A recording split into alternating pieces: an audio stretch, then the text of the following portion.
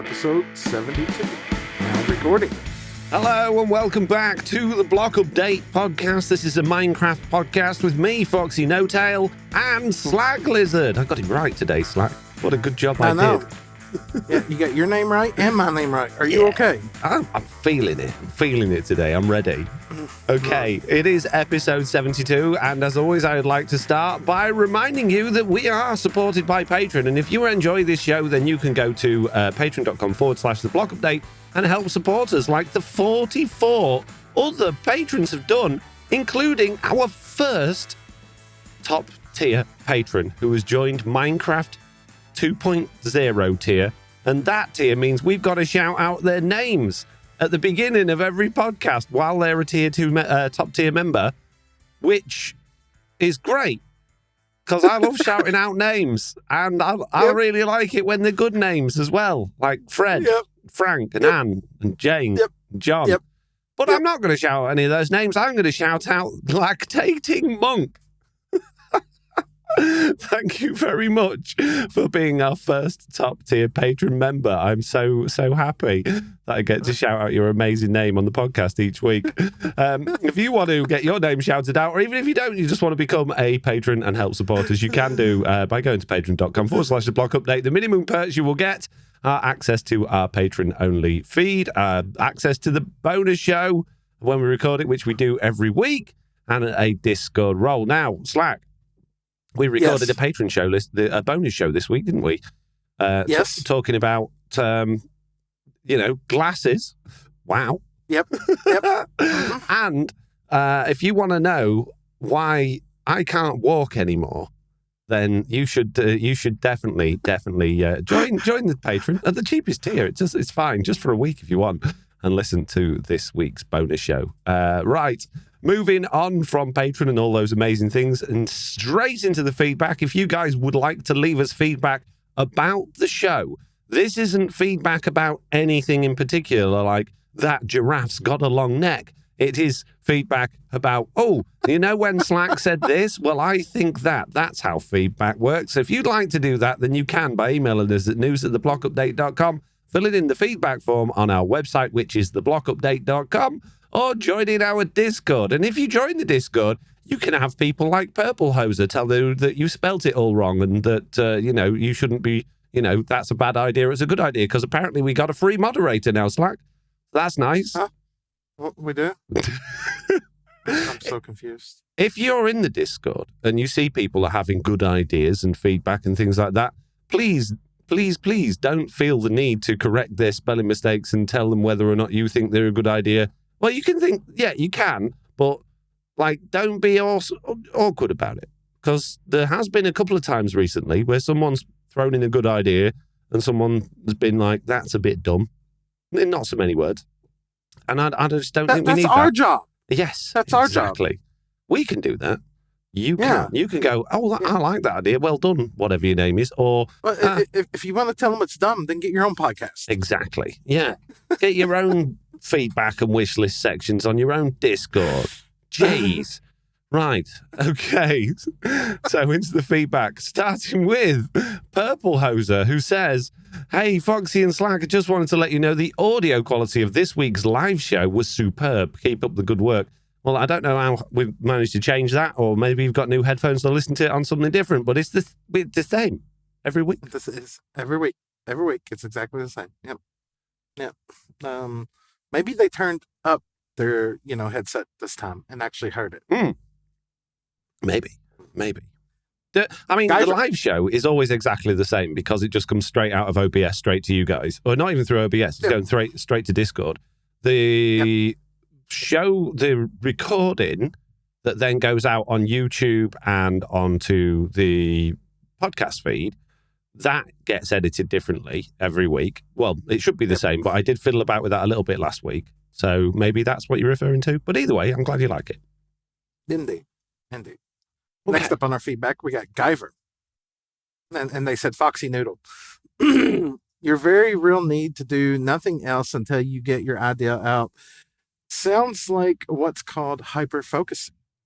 Many of us with ADHD deal with this all the time to the detriment of many other parts of our life. I love the podcast. Thanks to you and Slack for the great content.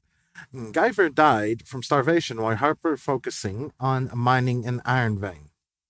You know, Guyver, you're not the first person and probably won't be the last person to diagnose me with ADHD. Plenty of people have in the past through comments and even on the podcast, I think. I'm fine. I don't know. I haven't been to get medically seen to about it. I don't really feel a need to. I'm happy with the way I do things and the way things work out. But thank you for pointing it out. Indeed.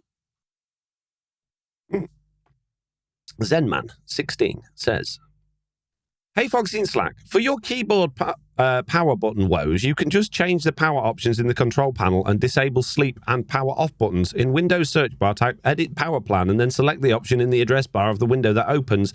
Select power options to go up one folder level, and then on the left in the next window, select choose what power buttons do. This way you won't need to pull keys off your keyboard." No. No, I like pulling keys off my keyboard. Did you see how many steps you went through to do that? Right? I just pulled it off. Plop.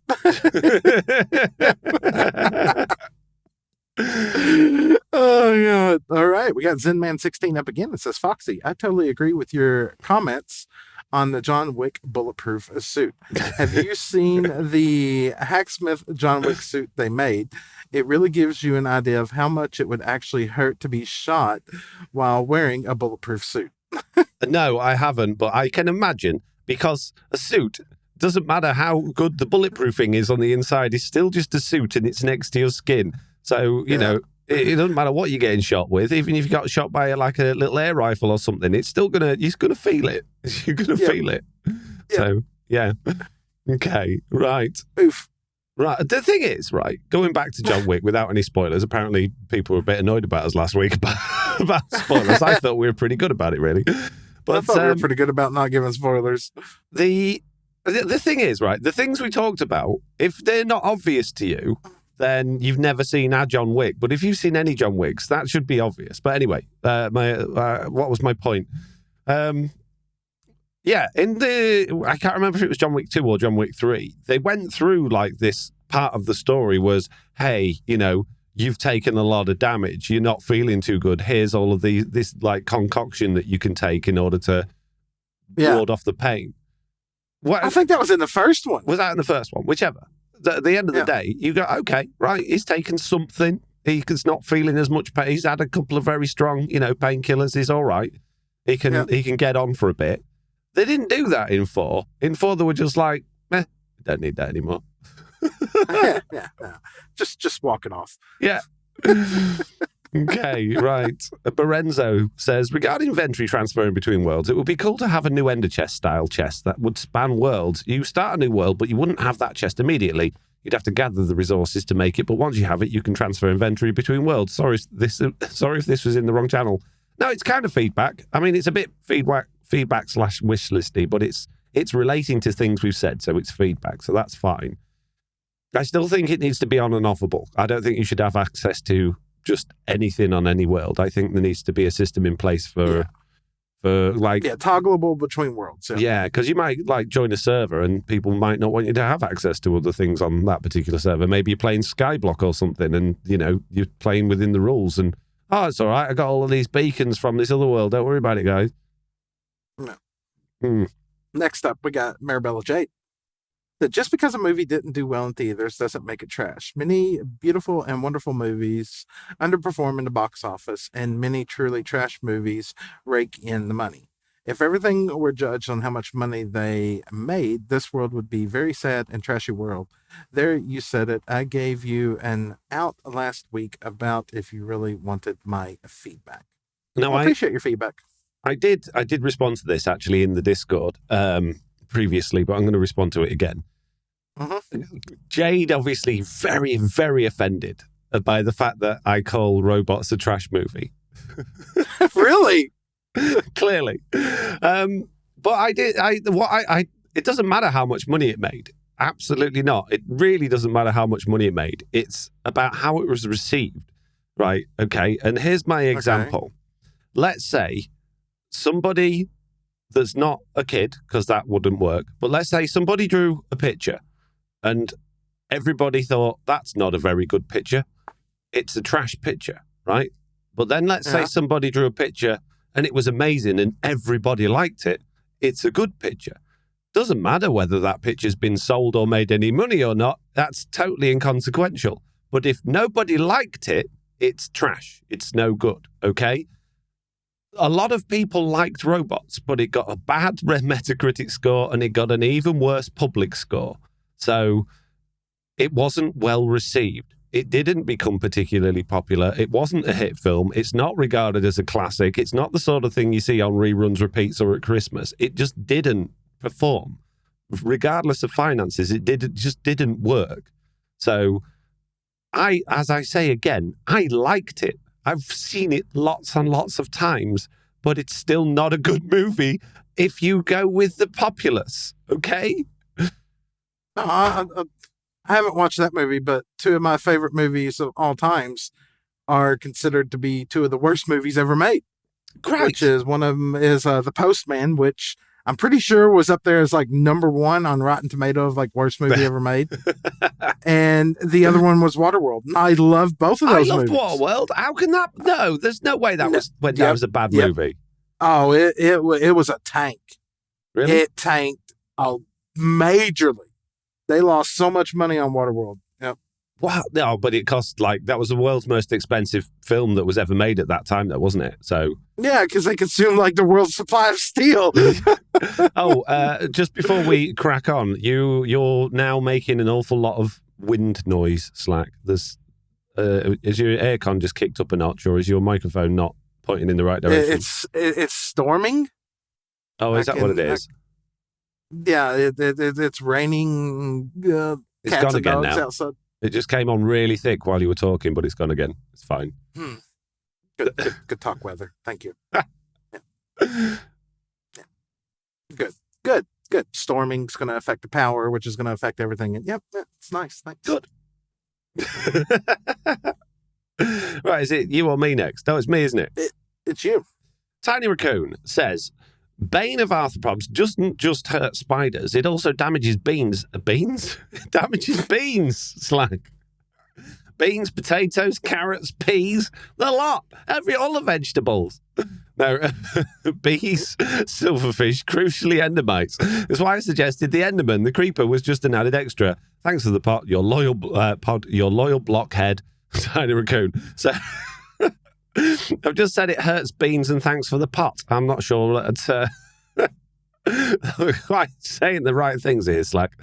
Xenon then replied to that saying, bees are arthropods, silverfish are arthropods, and endermites are invented, but probably based on some kind of arthropod, which they are because they're a silverfish, effectively. Yeah. So Bane of arthropods, hot take, this might not be popular opinion, but it's for arthropods, not creepers, and not endermen. Exactly. Yep. Toretto, can you please? You're standing on my arm. Thank you. It's still one of the most useless enchants out there. Just saying. Yeah. Next up, we have JenFire, who says, I quite look forward to watching the live show on the podcast every week. Gives me a much needed break from work and a good laugh. Keep up the good work. Isaac loves watching Daddy and Uncle Foxy on the big screen. Nice. When did I become Daddy and Uncle Foxy, though? That's weird. Hold on. Let's just add a comma in there. There. Is that better? There. Jeez. I didn't realize things I get up to when I'm not even paying attention. Right, okay.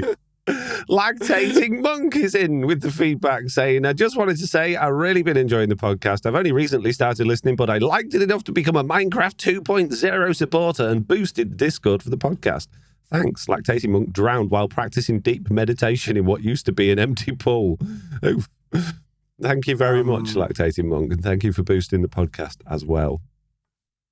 Used to be an empty pool. Right. Anyways, moving on. Mike's up next and says, pickled sniffer eggs. Best comment ever. Had me in tears. I'm glad you liked that, Mike. I'm glad you liked it. Yeah. Okay. Oof. Downloadable Duck is in with the long one. And it looks like we've got another tutorial. This is the tutorial feedback today. I'm Nice. writing this as I'm listening to last week's podcast. You were talking about how you could not get the mods from the marketplace worlds. However, this is not true. I am a Minecraft modder, and I work tirelessly to solve this problem. How you can do this is quite simple. You have access to the world templates, which is inside the local state premium cache world templates folder. Then, as long as you have the world downloaded, you just find the worlds file either using level main or world underscore icon, then copy and paste the behavior and resource packs.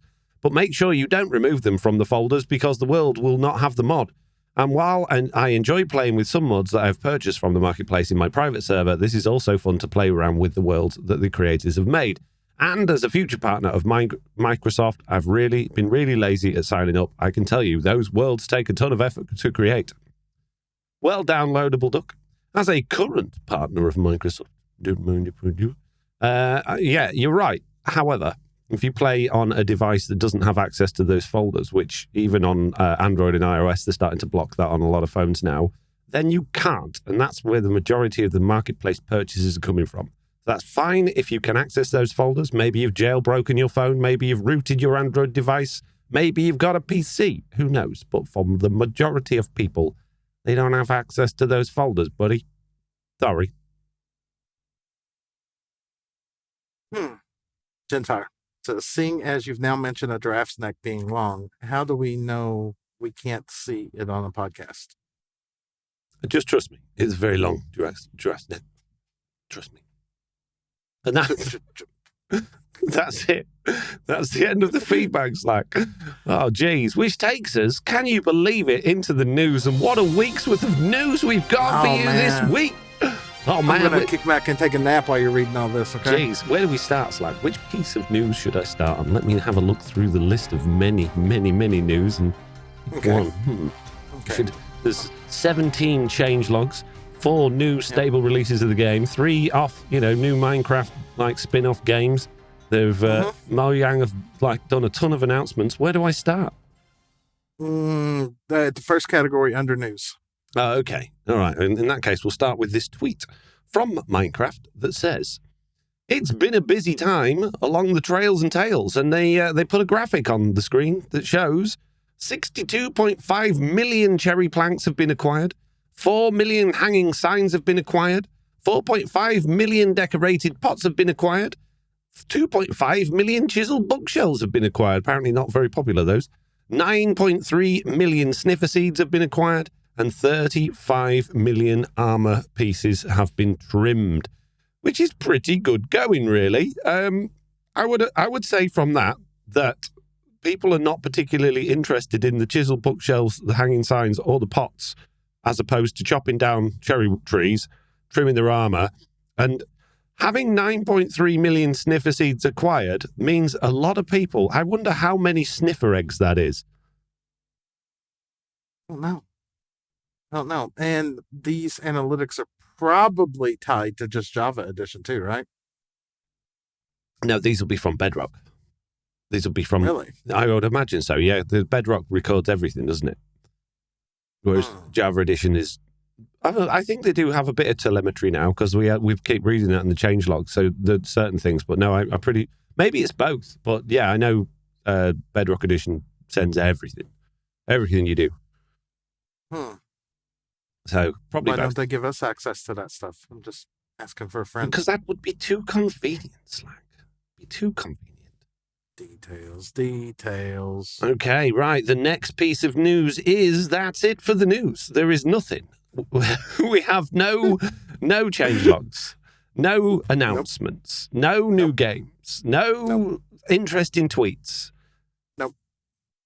It's almost like Mojang have gone away.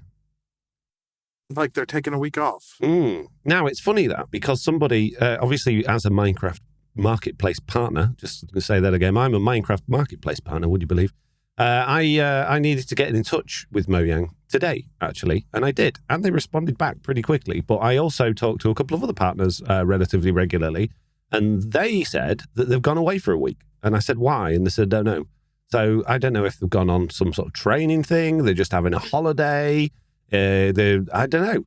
Mojang gone. Where they gone? They're testing the newest beta before it drops. Good one. I don't think that's the case. I don't think that's the case at all. I think they're more likely doing one of those, like, you know, when they go on them events like team building things and things like that, or they're just having some time off. Maybe. I mean, to be fair, right? They've put out a new update. They've probably done a couple of weeks worth of cramming in order to fix as many bugs as possible, and then gone, do you know what? We need a rest now. So maybe. Yeah. Maybe. So there we go. That is it for the news, which is a problem because we're only 20 minutes into this podcast. And looks like we're going to have a short one. We have very, very little to talk about this week. So anybody listening in the live show, please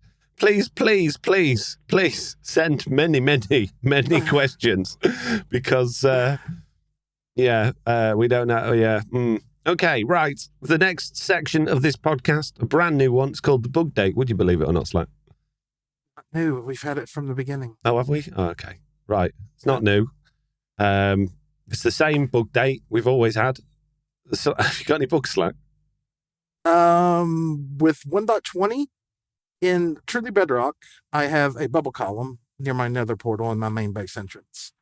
And I've now noticed, and I can pretty much reproduce it on demand, that if I run into my bubble column and take damage, it puts me in the swimming animation, and if I immediately come out, I'm stuck in the swimming animation.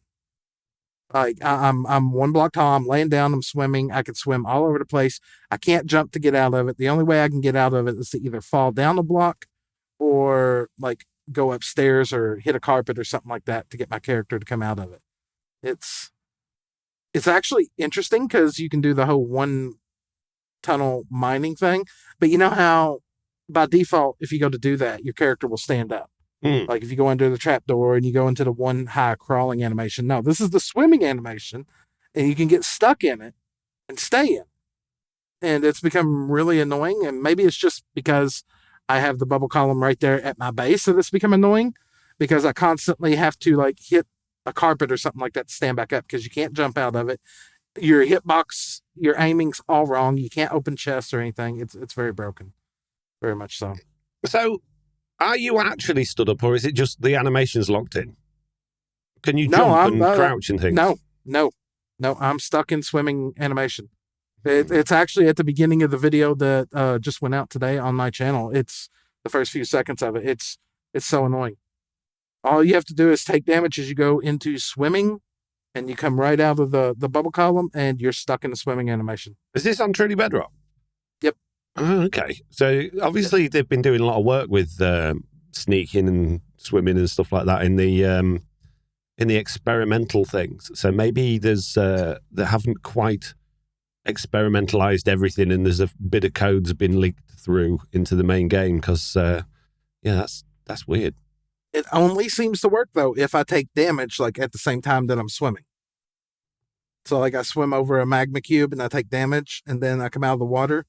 I'm stuck swimming. Yeah. Well, it's nice. Not very good. Not very good.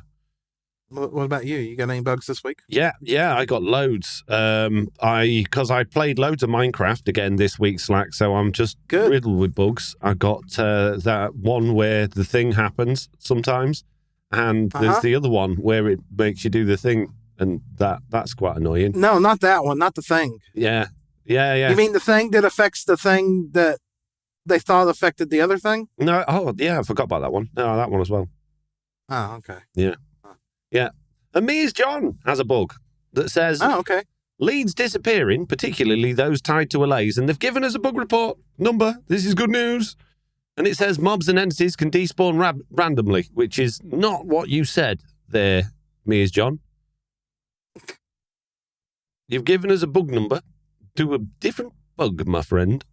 That's the whole chuck border thing, isn't it? Yeah. Maybe. Well, regardless of the fact that it's the wrong one, yes, I had that in 119 where allies would break their leads. Do you remember when last season of Truly Bedrock, when I was digging that underground area out, and I had a couple of allies on leads, and then all of a sudden, they were off their leads and unable to be put back on leads. couldn't put them back on a lead. That was it. They were broken. And they fixed that bug, and then you were able to put them back on leads again. But then every time you loaded them in, they would break their leads. So, yeah. Good. It's nice to see old bugs making their return. Yeah.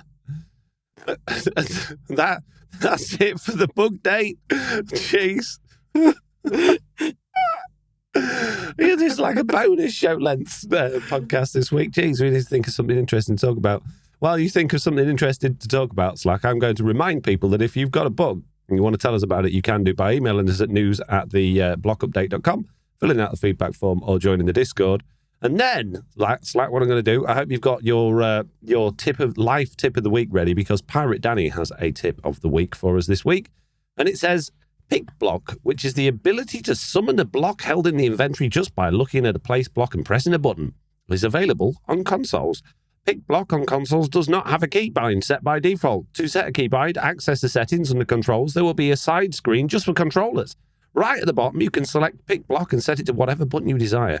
I recommend swapping out the useless emote for Pick Block instead. Pick Block is default to button 3 on PC. This is the scroll wheel button for your mouse. There is no Pick Block on touchscreen. Oh, man. Jeez. But thank you very much, Pirate Danny. That is actually a very good tip. If you didn't know that already, it's a very, very, very useful tip. So thank you. Life tip of the week. Make sure to charge your phone. Yeah. Every night. Mm-hmm. Yeah. Yeah, definitely. That's interesting, actually, that you mentioned that, because there we go. What'd you do? No, on the way back from Sunderland at the weekend, I obviously have my phone plugged in while I'm driving, because I use Android Auto, so it does my sat nav and things like that. Yeah. And it's charging the whole time. And it's a brand new phone. I've had it, 2 weeks? Something like that. It's a Pixel 7 Pro. Great. I love it. It's a very nice phone. But after I got home, the battery just died. Not died instantly, but it was like normally, like today, I haven't charged it up all day. It's still on 81%. It's fine. I haven't used it. It's just been sat there doing nothing. I charged it up last night. I got home, I think it was 1 o'clock in the afternoon. And by 6 p.m., it was down to like 20%. And I couldn't figure out what was killing it. I turned all of the app stuff off, the optimized thing. I put battery saver on. Just something that day. I don't know if it was still running Android Auto in the background or something like that. But yeah, it was dying. And then I just charged it up fully the night after that night. And it was fine again the next day. Very strange. Yeah, you got that phone the day we met. Yes, I did. Yes, I did indeed. I ordered it the day we met. Yeah. Yeah. Yeah. Because, you were having phone issues on the way over. Yes. Yes, I was. That was not a good day for traveling to the other side of the country to a place I'd never been to. So, yeah. Yes, new phone was required. To be fair, right, I hang on to phones. So I do like to have a nice phone. But these days, I hardly use them. I really don't see the point, but I can't buy a cheap phone. I don't know why. So I just hang on to them.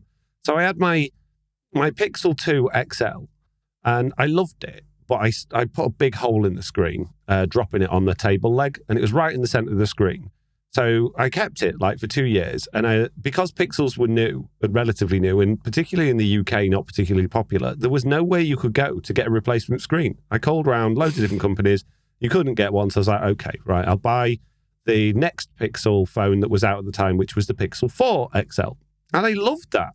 It worked perfectly. It still works fine now, but last year I had to take the batteries out, take the SIM card out of that and go back to my Pixel 2, because for whatever reason, sometimes when it was in my pocket, it just turned off. So quite a few times I'd be like, get my phone out, it's turned off, turn it on and missed a load of messages. And I thought, I can't do that. You need to, that's the whole point of having your phone. So, but I could sit there. I mean, I got it on my desk now. Oh no, it's my old one. And you could shake it and throw it around and, it would never turn off. As soon as you put it in your pocket, walk around a bit, it's gone off. And I thought maybe it's the case, pushing on the button, took the case off, did the same thing. I covered the button over with something, tried it again, did the same thing. So weird. So I've been back on that Pixel 2 for ages, and I thought, right, I'm going to finally upgrade. and I was going to get the 7A, which was substantially cheaper. Yeah. But then on Amazon in the UK, they had a deal.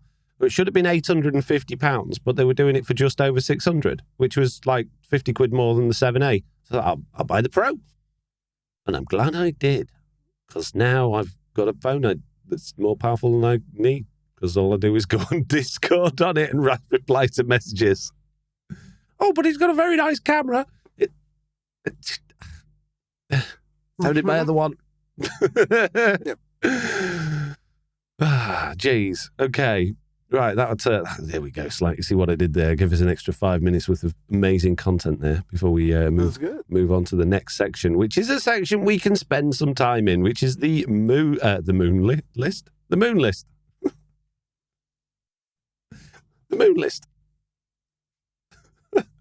Where we list all of the different types of moons.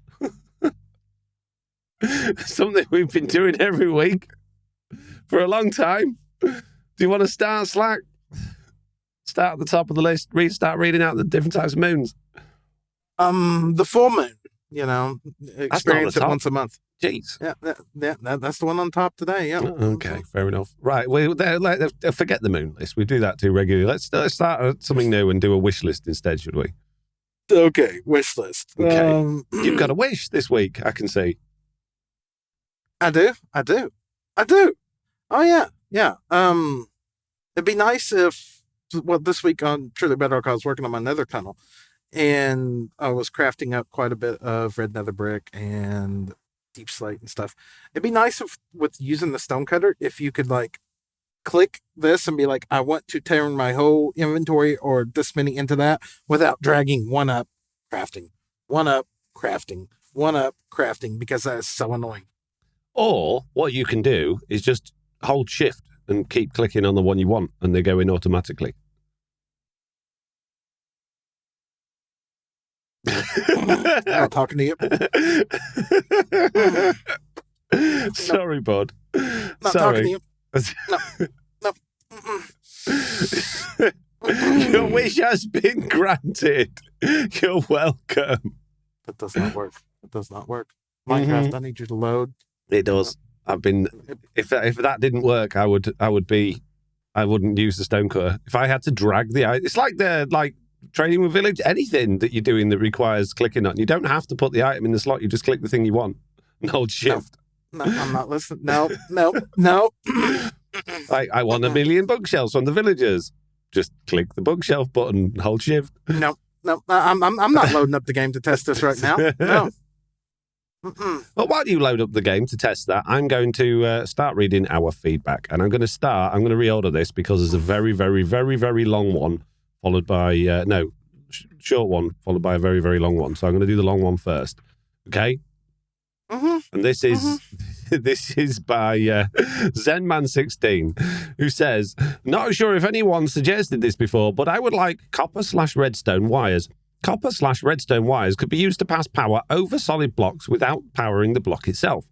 Conversely, powering a solid block would not power the copper/redstone wire on top of it. Pros: this would allow for some circuits to be reduced in size. Yes, you can use non-solid blocks to prevent redstone dust from powering the block below them, but you can't utilize the block directly below the redstone dust for a different redstone signal.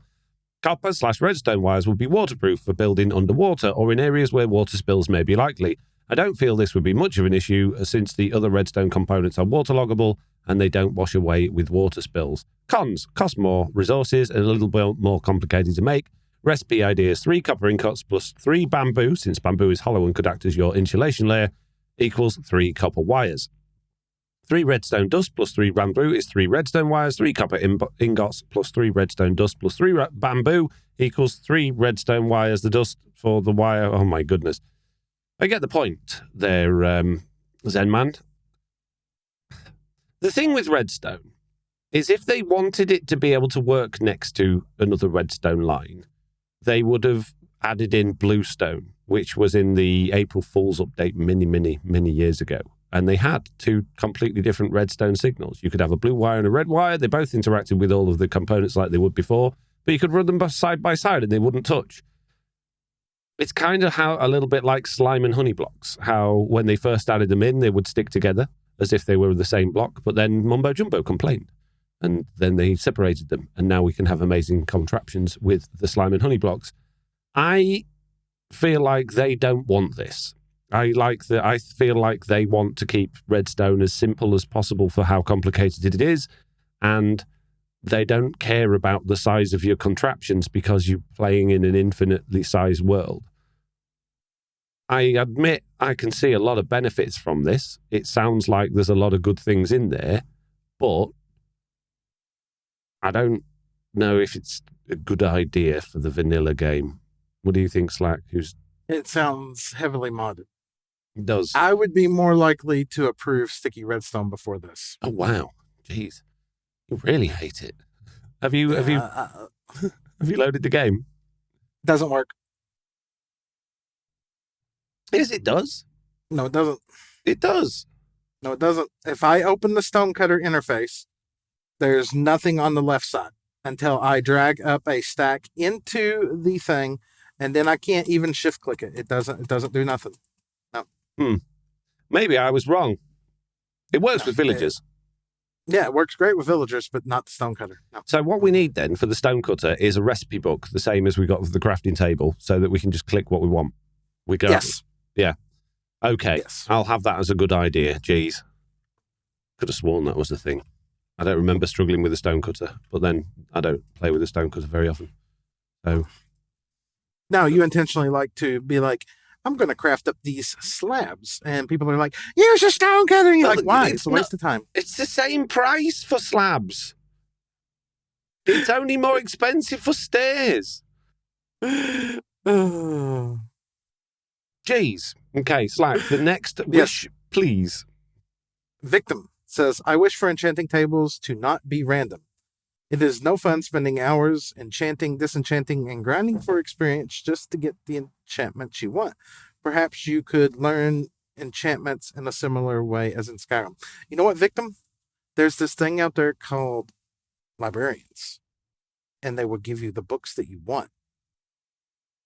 Quick, fast, and in a hurry. As much as it pains me to say it, I agree.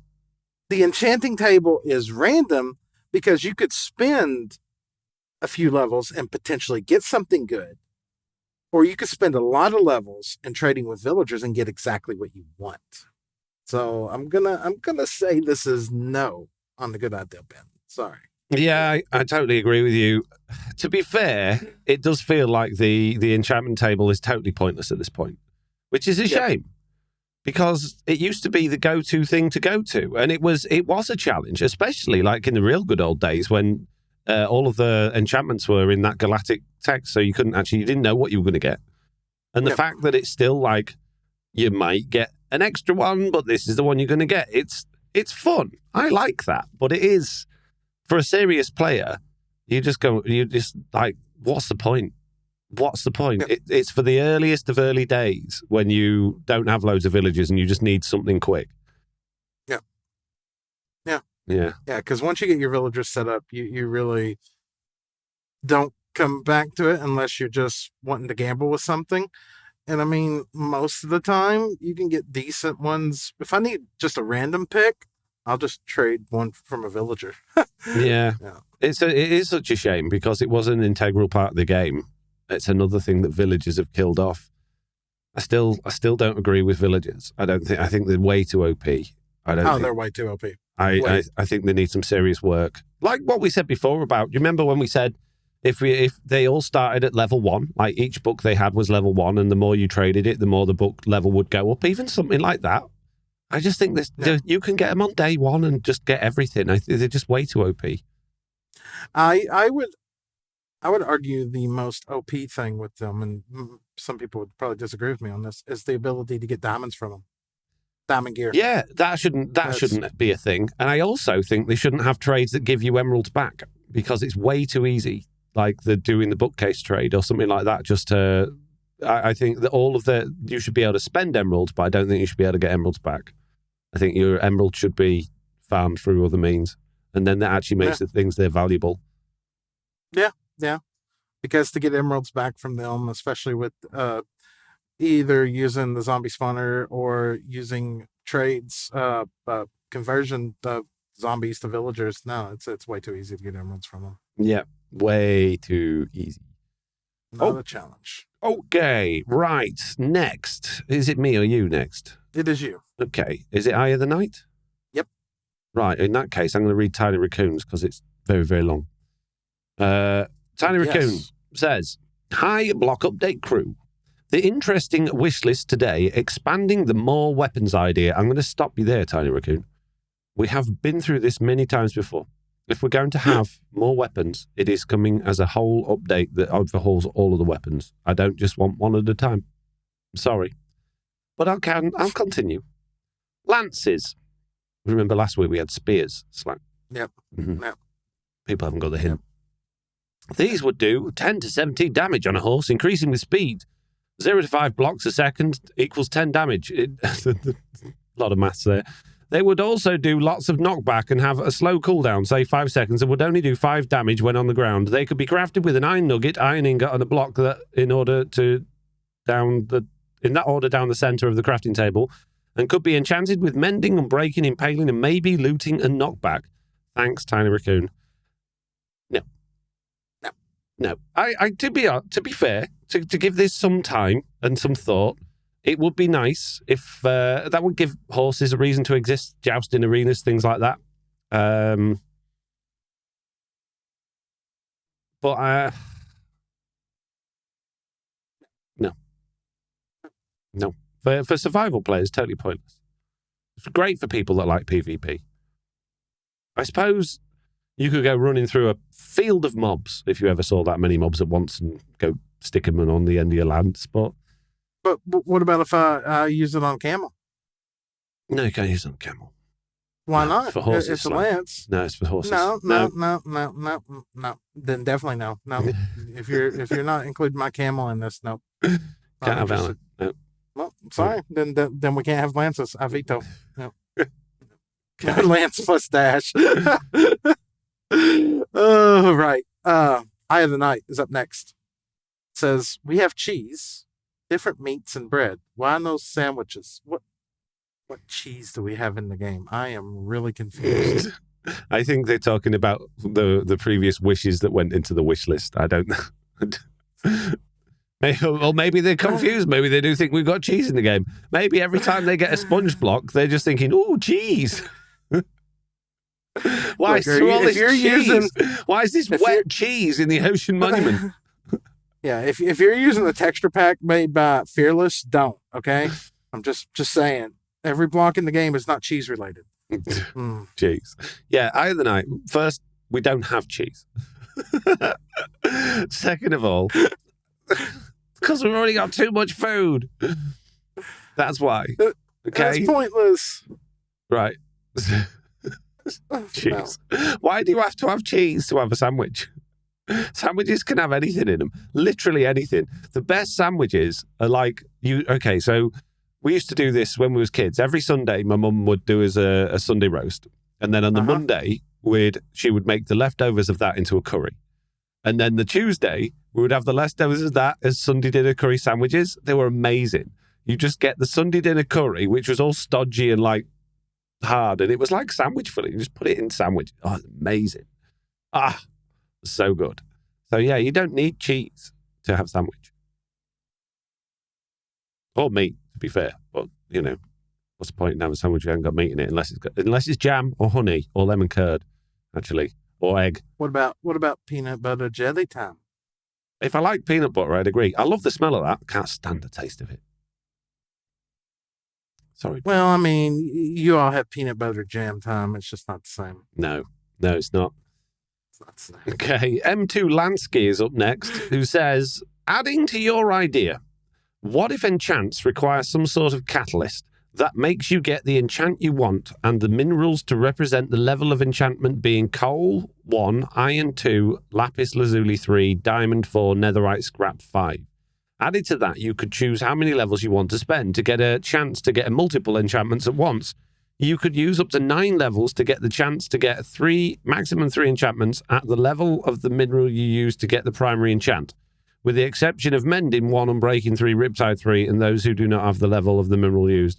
Example, to get smite 4, you would require rotten flesh plus a diamond and the amount of levels you want to spend. That sounds very much a little bit like the smithing table, which I guess is quite a Minecrafty thing to say now. But I don't think I don't know. No. I mean, maybe if the enchantment table was more useful, maybe if you could pick your enchantments that you wanted from it, then... Or, right, the enchantment table, it's magic, isn't it? At the end of the day, that's what's happening there. Yeah? Yeah. It's a magic table.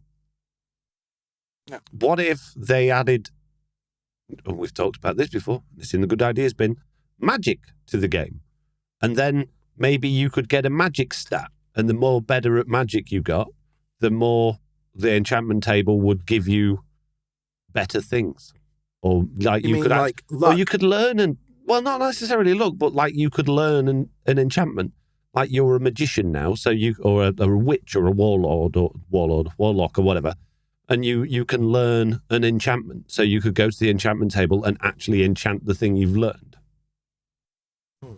Potentially. I would enjoy that more. That would give me reason to do whatever process they had to go through in order to learn the enchantment, and then be like, oh yay, I've learned how to make Bane of Arthropods. Recipe unlocked. Next. Mia's John is up next. Status indicators to identify what you're doing during a Minecraft session. AFK, building my base, etc. How does the game know that you're building your base? Yeah. I mean, I get it. I've seen some Java servers do that for people who are streaming and stuff like that. You slash status and whatever, but Right. Oh, I see. So you would like have to type it in that you're doing it. Yeah. Yeah. So you can get AFK indicators. They're easy enough. You could, with a bit of work, like if you could plumb into the game the bounds of your base, you could have it like automatically tell people if you were in your base or if you were in the shopping area or if you were somewhere else. You could probably get it to like status which dimension you're in, and or maybe if you're underground. You know, you could probably do things like that. But why is that useful? I suppose it's useful if you want to meet up with someone online and you're like, oh, where are they? Yeah, but okay, maybe we're taking that a little bit different in context, like slash status. So like if I'm AFK, slash status AFK, slash status building, slash status mining. I was going to say it's something you could do with potential scoreboards. You can do that with the beta thing now, easy. You can make your own commands with that.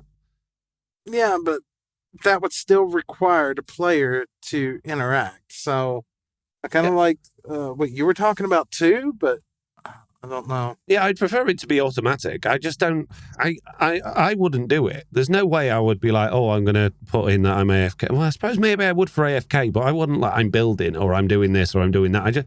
I don't see the point. But then, you know, I don't update my Discord status. I don't update when I used to use Facebook, my Facebook status, because I don't care. And I'm not interested in other people knowing what I'm doing.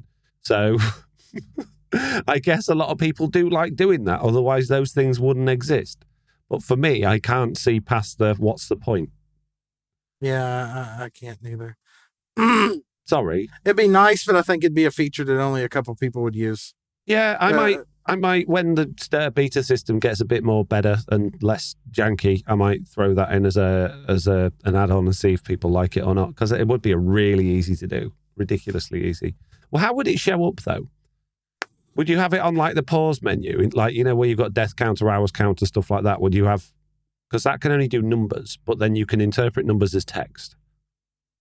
So you could have like, let's say the number 996571 meant AFK, and then the language file would just interpret that as AFK. You could do that. Yeah. You could also, well, it wouldn't do no good to have it show up above the player's head, but that is an option. Yeah, it's kind of pointless though, isn't it? You need to see it when you're not around. Maybe there would be another command that was like status list, and it just threw into your chat all of the players that are online and what they're doing. Handy. Yeah, that could be handy. Yeah. So I'm not going to put it in the good ideas bin for vanilla Minecraft, me as John, but as a concept for an add-on idea, I quite like it. Yeah, it's not too bad. Not too bad. Okay. Is it me next? Think so. Not So Blue Sheep says, what about a new trader that offers more valuable trades, but he can only be found on the sea? He would have things like ancient seeds and armor templates, and he could spawn like a wandering trader does, only in a chest boat instead. No. I'd rather the wandering trader just had more. Yeah. How about we update? Yeah. How about we update the existing wandering trader? That would be even better. See, what I don't like the idea of is adding to the game something that's already like universally hated and deemed pointless, and adding and duplicating that idea, because it's already a bad idea. Everybody hates it. Nobody likes a wandering trader. Nobody thinks it's useful. And if you do, get out. Something wrong with you. Very, very few people, I should say. Okay?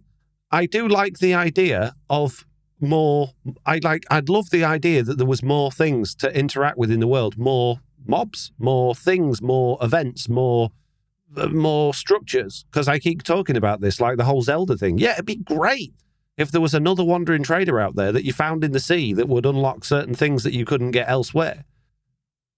But as it stands, the way it's implemented the wandering trader, it would just be the same thing. I don't want that. I want it tied to a location, so I know I can go and find one rather than it just being random. I want them to actually have things that are useful. And while they're doing that, let's totally overhaul the wandering trader and make that useful. Yeah. Have a wandering trader's outpost. You know, you're walking along a path and he's got a little stall. He's got a little shop. You know, it's just another little tiny structure in the game, and the wandering trader's there. He doesn't just despawn. He doesn't just turn up with llamas and leave them in your redstone wherever, willy-nilly. You go out, when you're going out on these explorations to find these armor trims, or you're just exploring the world for whatever reason, he's there. He pops up like Mr. Barbecue with his shops on the moon. I'd like that. I'd love that. I wouldn't mind a wandering trader outpost. Yeah, rather than him just showing up all the time. I don't want him to wander to a village and then just linger and then disappear. I want to go find him. Yeah. The hermit trader, well, that's a bit close to Hermitcraft there, isn't it? Like, you know what I mean? Like somebody that's... The drifter. Yeah, the drifter. Okay, right. Next, Slack. Next. Lucy. Small little wish list for us mobile players. A change perspective toggle button. Could fit right next to the emote button at the top there. So that's changing your camera angle, right? Yeah, the F5. Yeah. Didn't they add that recently? I'm sure they added that. And so, well, someone was...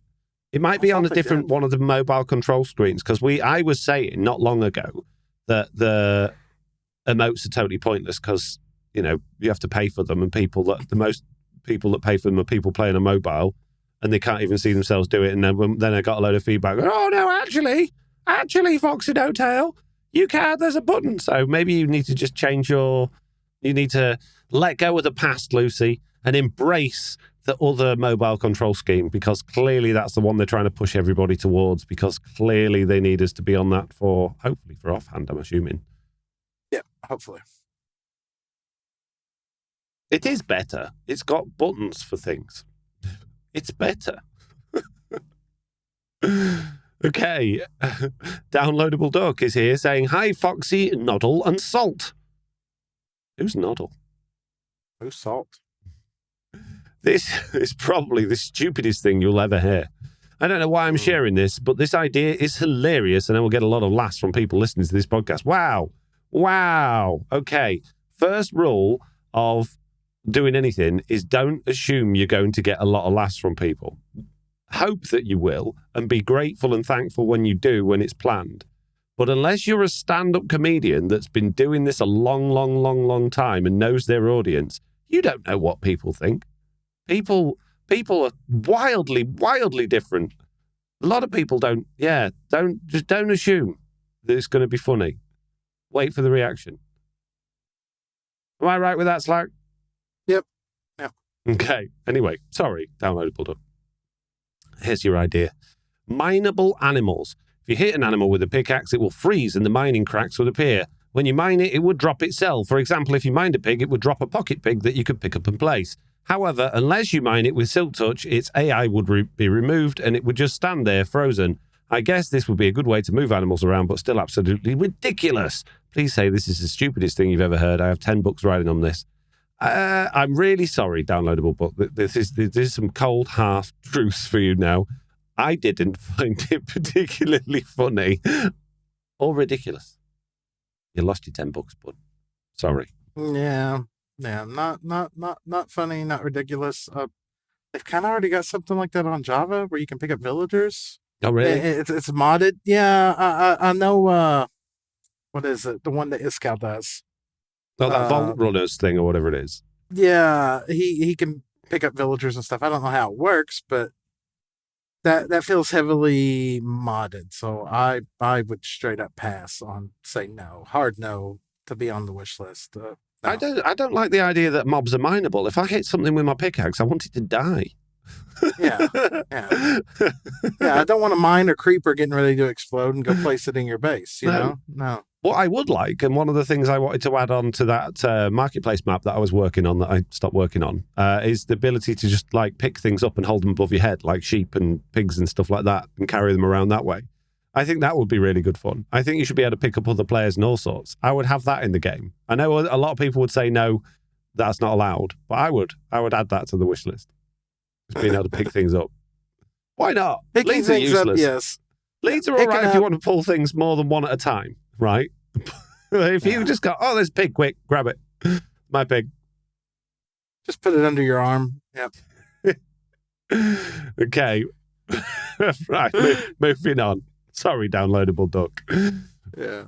We're so mean. JenFire is up next. It said, I would love soul sand to also be able to be smelted into glass. I have all this soul sand and no use for it, and I lack yellow sand. Red, orange sand is hard enough to come by in bulk as it is. Wait a minute. Hang on. Oh, from piglin bartering. I was going to say, right, okay, so going to get soul sand in bulk. Let's forget that I remembered about piglin bartering. It'd be a nightmare because it's the soul sand valleys are where all the ghasts and the skeletons live. So I wouldn't want to go mining that stuff in bulk to get it. I guess if you've got an OP piglin bartering system, you're going to have it in bulk. But sand, orange sand, may be a bit different because the mesas don't exist. But sand's like one of the easiest things to get in bulk. You spend 10 minutes, you've got 3 sugar boxes full. True, but at the same time, it does have in the word sand. Yeah, I'm not disagreeing with you. And sand can be made into glass. Yes. I would actually, soil, I could get that you couldn't turn into glass, but sand, I would actually be fine with that. What if it smelted into tinted glass or smoked glass because it's darker? I don't think they'd give us tinted glass because that requires amethyst, doesn't it? Yeah, that'd be too much for that. But like a smoked glass or something, which I guess is just black stained glass, isn't it? Yeah. Yeah, I'd be up for that, smelting into glass or even into black stained glass or something. Yeah. I could. Get a universal redying pack and change it afterwards. Yeah, I'm fine with that. But I don't agree that it's easier to get soul sand than it is to get sand, unless you've got a ridiculous bartering system that's using that cheaty method. Because if you're waiting normal, it's not fast. No. Okay, right. See It 360 says, I'd like to see wind and updrafts, downdrafts, etc. If the player comes across a block that creates the effect like bubble columns without water, they'd do a tumble animation, but in a boat or minecart, the player is lifted or pulled accordingly. I used a bug that made waterless bubble columns to make working Ferris wheel that I imagine to be a similar mechanic. It's interesting that, because one of the things I wanted to add into the game for add-on's sake for a long time, and now it's actually possible, using the new beta API system, would you believe, is to add wind. I wanted a game that you basically, I can't remember the exact, it was ages and ages and ages ago I thought this, but I wanted to be able to put into a game like wind, so that when you're walking along something, you're having to fight against the wind either forwards or to the side to stop you from being blown off, effectively. And you can do that by adding velocity to things now using the beta API system. I don't think I want it in vanilla, unless it was from a block. No, I really wouldn't want that in vanilla because now we'd need a whole new level of enchantment to counteract wind. Right, exactly. Windbreaker. Yeah, no. Modded, yes. Vanilla, no. If you was like above Y300, maybe it should be windy up there. And Well, then if that's you're the flying case, up there, then you can like fly on the wind with your elytra without using any rockets. okay. But also, if you're above 300, then you should start taking the like frost damage that you take in the powdered snow. Oh yeah. But I don't want to take damage. Sorry, that's my only compromising for this trade-off. So how would you You get want around wind that? up there? Then? You gotta. How would you wear leather. wear leather? Okay. Oh man, you get a coat. Oh jeez. Oh, I do like one of my favorite things from modded is fans, because especially when they've got spikes as well, which we've now got because we've got dripstone, right? Yeah. Blowing mobs around in the mob farm with fans is great. I love using fans. So I wouldn't mind something that gave us the ability to create wind in game with a block. I feel like fans is probably a little bit too modded, but I'm sure Mojang could put their heads together and come up with something that would be a wind generating block. They gave us bubble columns, which effectively are vertical fans. I'm sure they could come up with something that would do horizontal fans. Because then you could make some incredible stuff with like levitation and some fun games and things like that. I think it'd be really good fun. Could be. What do you think? Like, it could be. I still not vanilla yet on it. okay, all right. It's not going in the good ideas. Jeez. Right, next.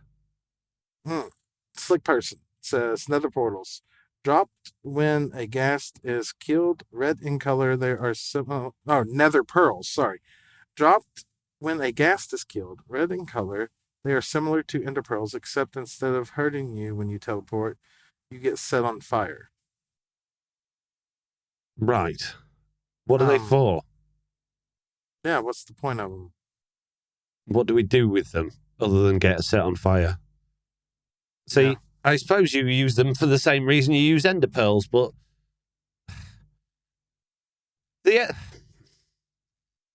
I came in like a fireball. I mean, I got nothing else for it. The thing is, right, I don't use Enderpearls myself because I'm not very good at throwing them in the right place. So I'm the wrong person to be going, oh yeah, more Enderpearls, that's a good idea. My issue with this is not that, though. My issue with this is that Endermen shouldn't be in the Nether, right? But they are. So why don't we have like a Nether version of the Enderman instead of the normal Enderman in the Nether, and then maybe they can drop red Nether pearls that set you on fire. Maybe it could be a red Enderman or a flame Enderman or something, rather than just reusing the same mobs and putting them somewhere else. Because the Enderman, believe it or not, guys, this is going to sound crazy, but they're from the end. No. Yeah. Yeah. They sometimes end up in the overworld, which, okay, they somehow managed to get there. They shouldn't be in the Nether. Why are they in the Nether? Impossible. They shouldn't. Well, you shouldn't, should they? Why should they be in the end? The Nether. It's got enough mobs. Stop it. Yeah, but you need Enderpearls to get to the end. Right. If the Endermen were only in the end, how would you get to the end? Villagers. Who are already overpowered. Yeah. Yeah. That's a good point. Yeah, the Wandering Trader. No, because you can get them from the Underworld still. I don't mind the Enderman being in the Overworld. I just have a problem with them being in the Nether. No. Take them away from the Overworld. Take them away. Give the Wandering Trader Enderpearls. Take away Enderpearls from normal villagers. Oh, everybody would hate you. You've got to wait for a Wandering Trader to spawn and then get like 8 Enderpearls from him. I need 12 for this portal. Yeah, I'm up for that. I'm well up for that. Take them off villagers. Get rid of Endermen apart from everywhere up at the end. Yes. Okay. Yep. All right. Okay. Remove Enderman from all dimensions except the end. Okay. Take Enderpearls from villagers Yep, villagers. Yep. Give to Wandering Trader. Only sells 8 at a time. Good idea. So what we've done there, SlickPerson, is not only have we not given you more Enderpearls, we've taken the ones you had away. Could you imagine that too? Like somebody's AFK, so they constantly get the Wandering Trader spot. Nobody else on the server can get it. We're so mean. I love it. It's right. Great. The last wish list item. Don't forget, peeps, if you want to ask questions, get them in the question section now because we are nearly there. The last wish list item is from Gaabty, who says, so how about double Enderchests? Seems simple enough. Just thicken the line down the middle of the inventory rows to signify a single versus double. Items in the good bottom 3 rows only appear if a double chest was opened. Thoughts, good, bad, indifferent. I honestly think we need more room in the Ender chest. I've run out of room in mine constantly. I would like a double Ender chest. It would be nice, but we've been down this road before with saving the character data and everything else. What happens when you open a single Ender chest versus a double Ender chest? Well, it just shows you the top half, what's in the first 27 rows rather than what's in the full a lot.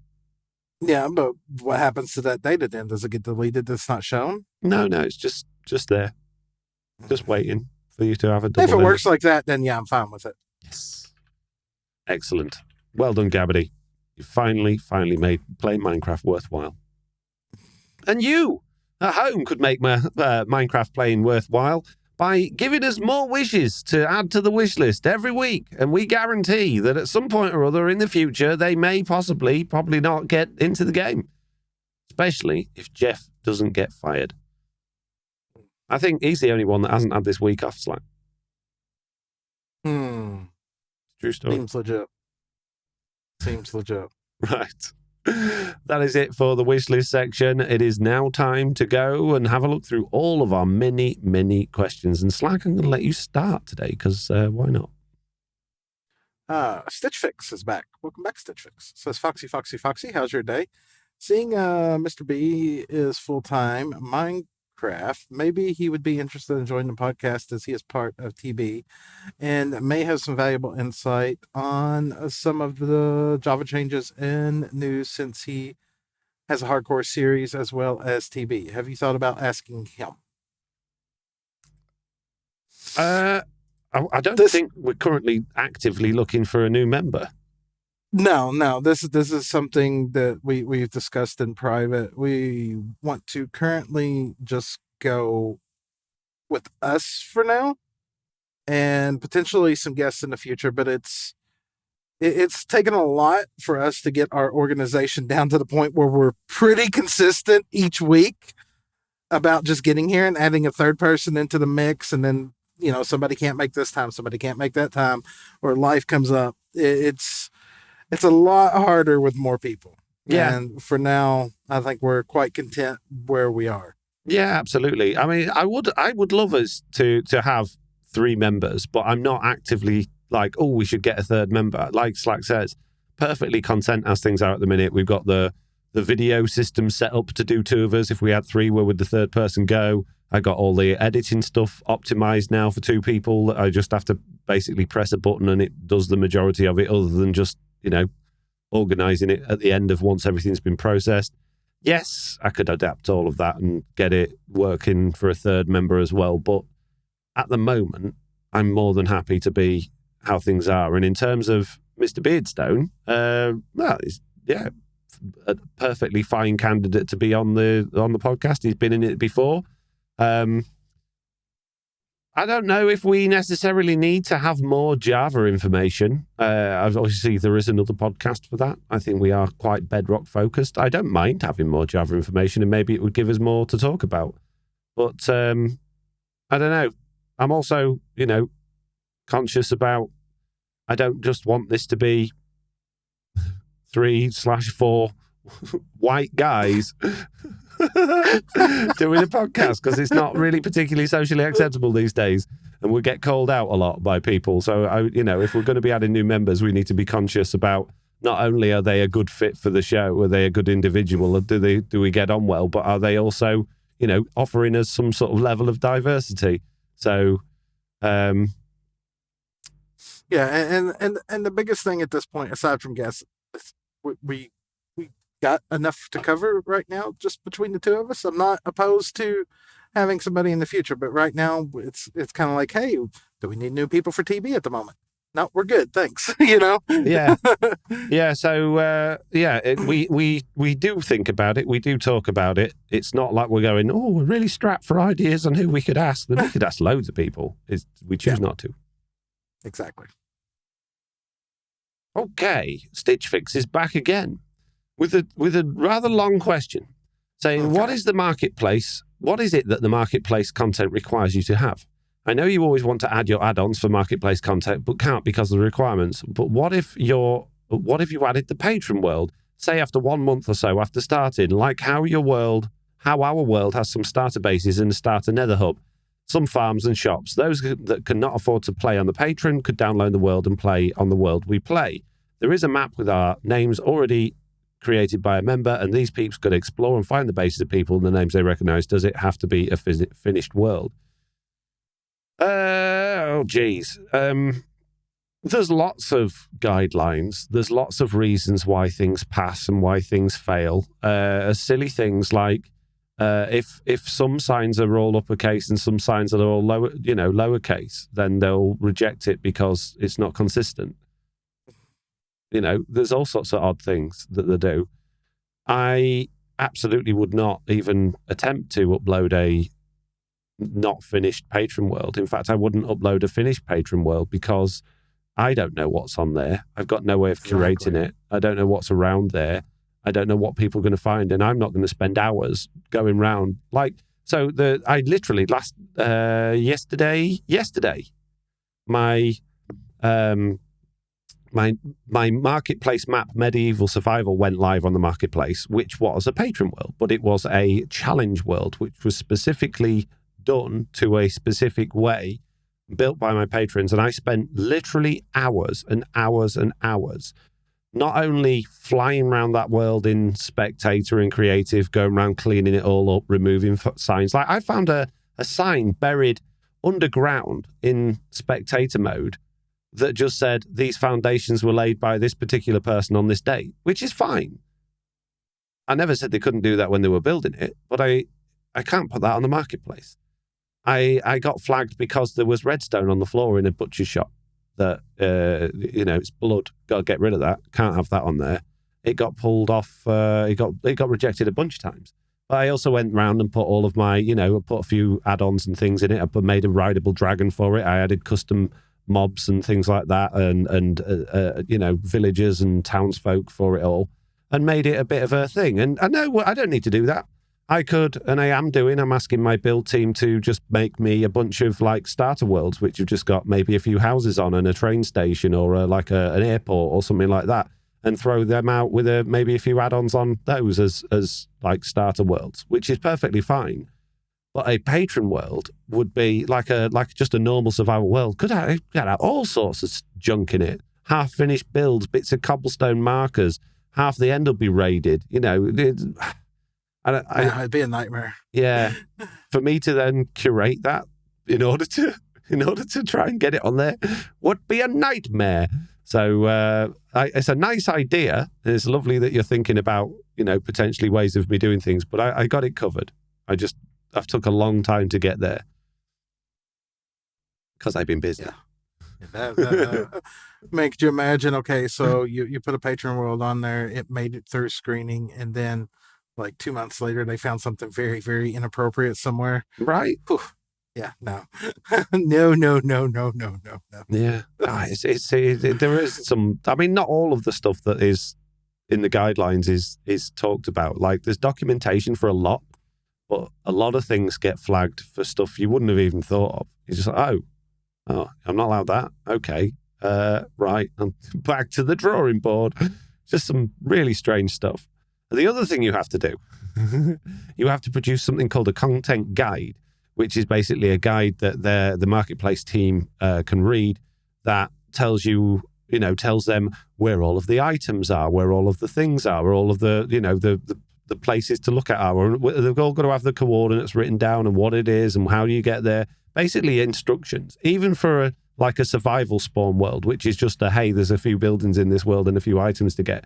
They need to know. They've got to have a full list of instructions on how to find every single thing, so that they can curate it before they agree with it. So again, for a patron world, even if it only had like 10 people playing on it, I'd have to go through absolutely every single base, chest, sign, figure out where it all was, anything that had been built, mark it down, mark down the coordinates, explain like in the document how to get there, what it is, what you expect to find.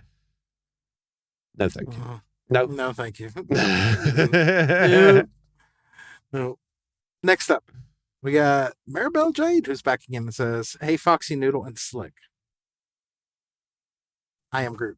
Anyways, what is one game that you were super excited for it to come out? You bought it and then started playing it and lost interest in it quickly. Oh, geez, there's been loads of games like that. No. Loads. If I open up Steam, is that going to cause problems? Pretty much every single thing in my Steam list. Hang on. I don't know if this is going to cause us problems or not, but I can give you a long list. Oh, geez, now it's doing things. Stop it. Borderlands, the prequel. Cyberpunk. Deathloop. Deathloop I actually really enjoyed, but it didn't hook me and I got bored quick. DayZ. Say again? DayZ, yeah. Half-Life Alyx, because it made me feel sick. Space Engineers. Phasmophobia. Oh, yeah. Stardew Valley. Valheim. They really didn't like that. Yeah, I loaded it one time and no, closed it. Yeah. Dishonored 2. That was boring. The Escapists. That was boring. Far Cry and Far Cry 2. They were boring. Elden Ring. No, I love that. Absolutely love that. Hades was boring. Kerbal Space Program, I love. Kentucky Hick in the live chat. Sorry. Minecraft Legends, yeah. No Man's Sky. I know it's a lot different now, but I got it when it first came out. That was rubbish. Oh, geez. There's loads. Scrap Mechanic. That was supposed to be brilliant. That was rubbish. Sniper Elite 3. Subnautica. Everyone's raving it. Oh, get Subnautica. It's great. That's rubbish. And The Witcher 3. In fact, do you know what? I think The Witcher 3 is probably the one at the top of the list for me. Everybody told me how good it was, and I got it really late because I thought I just wasn't into it. And then everybody was like, "Oh, this is going to be brilliant. Yeah, it's right. Oh, you like Assassin's Creed? You'll love this. You like this? You'll love this." Got it. Played like 4 hours and just said, "This is mind-numbingly boring." So there you go. Minnie. Yeah. Downloadable Duck says, "Hey guys, I've been wondering, Foxy, what's your favourite mod you've created? Mine is Wearable Modheads one. Oh, and this is kind of random, but have you ever considered playing on a public server for a video? There's a really good one for Bed Wars called Lifeboat. Playing Bed Wars would probably get you a lot more views. Love the podcast." Oh, man. Oh, Downloadable Duck. Oh, geez. Don't assume that everyone else enjoys watching the same content as you. Okay, let's start by the best mod that I created. Well, my favourite one. Oh, geez. I don't know. I've been very proud of a lot of them until they've broken, I guess. I don't know. Probably mopeds or offhand or mini blocks or the camera one. That was so clever. I know it was a bit of a nightmare, but that took ages to work on that. I don't know. Yeah. But yeah, in terms of playing mini games and stuff like that, some people's channels, it works brilliantly. It absolutely flies. And if you watch Minecraft live, the beginning of that is all people screaming while they're playing mini games. I've played plenty of Bed Wars with my kids. I've played it against other people as well. I could make videos on it, but my channel aren't wanting that. And if the people that are subscribed to my channel don't click on videos I put out, then YouTube goes, "Oh, this channel's not interesting, so I won't tell anyone when you do put a good video out." And all of a sudden my channel starts to not do very well. So you have to be very careful with the YouTube channel to make sure you're putting out videos that people are expecting you to put out. You can't just put out anything. It doesn't work like that. Twitch is different. If you do a Twitch live stream, you can live stream whenever you want. And if people don't turn up, fine. But then they'll turn up on the next one when you're doing the right thing. You can't do it on YouTube. If I did a Bed Wars video, it would not get a lot more views. It would get a lot less views. And then all of my my normal videos would then get a lot less views until it caught back up again. So thanks for the suggestion, but no thanks. Also, obviously you're a lot younger than we are. When you get to a certain age, you're not interested in mini games. You're not interested in PvP and fighting and running about and screaming and getting excited. It just doesn't do anything for you anymore. So enjoy it while you're young. But at my age, I couldn't imagine much worse than playing Bed Wars with a bunch of randos.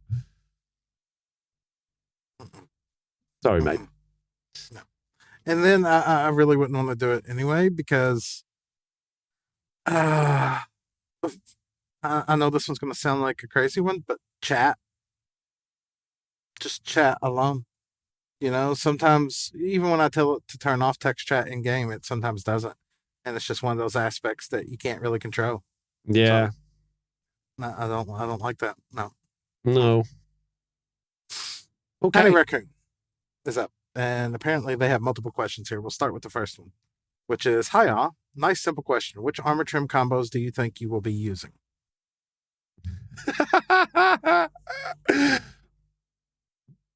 No idea. I don't know what it looked like. I've never, ever looked. The only one I know what it looks like is the silence trim, and it looks way better than the rest, so probably that one. I've got several trims in my base, and I still don't have it on my armor, so not interested in it at all. Oh, Slack! We didn't do our week in Minecraft. Good job. Yeah. For this short podcast, we totally missed that section. Well, okay. Well, I'm going to cut into that now here because I was going to talk about our week in Minecraft. My week in Minecraft was me doing a live stream. That's all I've done in Minecraft this week. And on that live stream, I've finally almost got all of the trims, and I built a giant terracotta pot in our cherry blossom grove chunk town. And in there, basically, it's got all of the trims, and you can go in there, and it's free, although donations are required, a minimum of 10 diamonds. And you can duplicate as many trims as you want, and then you can put them on your armor if you want to. So I'm just missing two. I'm missing the one from the end, but only because I haven't been to the end yet. And I'm still missing that one from the diggy underground place, the ruins. And I can't, I'm not doing another one of those. So I have to pinch one of those off someone else. But even though I've got all of those, and I've got a bunch more in my chest, one of the things that was highlighted to myself while I was live streaming was, I don't want to use these. They're the sort of things I'm going to hoard because I don't want to spend them, even though I know I can duplicate them, but I won't because it costs money. Costs diamonds. I'm going to just sit on them. Like the pottery. So this came up because obviously I made a giant pot and people were like, oh, you should put some pots around the outside. So I smelted a load of bricks because even though I've got a bunch of pottery shards, I don't want to use them. I'd rather have plain pots than waste my pottery shards. So they're just going to sit and fester. Probably till the end of the season and never be used because of the sort of thing they feel like they're too rare to waste. That kind of like you with you've got the armor trims now. They're too rare to waste. So it's kind of like your diamonds. They're trying to give you an excuse to use your diamonds, and you're just like, nope, they're mine. I'm not using them. Yeah, exactly. They're too valuable. No. If they didn't cost diamonds, fine. But it comes down to the diamonds again. I don't want to spend my diamonds. Oh, jeez. Okay. Just to jump into the chat for a second, Arcane says, you get the pottery shards back if you break the pots, though. That might be the case, but I'm not using them. No, I'm not using them. I'm going to hoard them till the numbers go up. Oh, jeez. If I've got more than 64 of each type, then maybe. But then I consider having spares. I know it's so dumb. I know it is. It's just how I work, okay? Jeez, do you hoard ancient debris? I always like to have a little bit, but no, not really. But that's only because I don't have any. And I need netherite. If I don't have netherite, I die.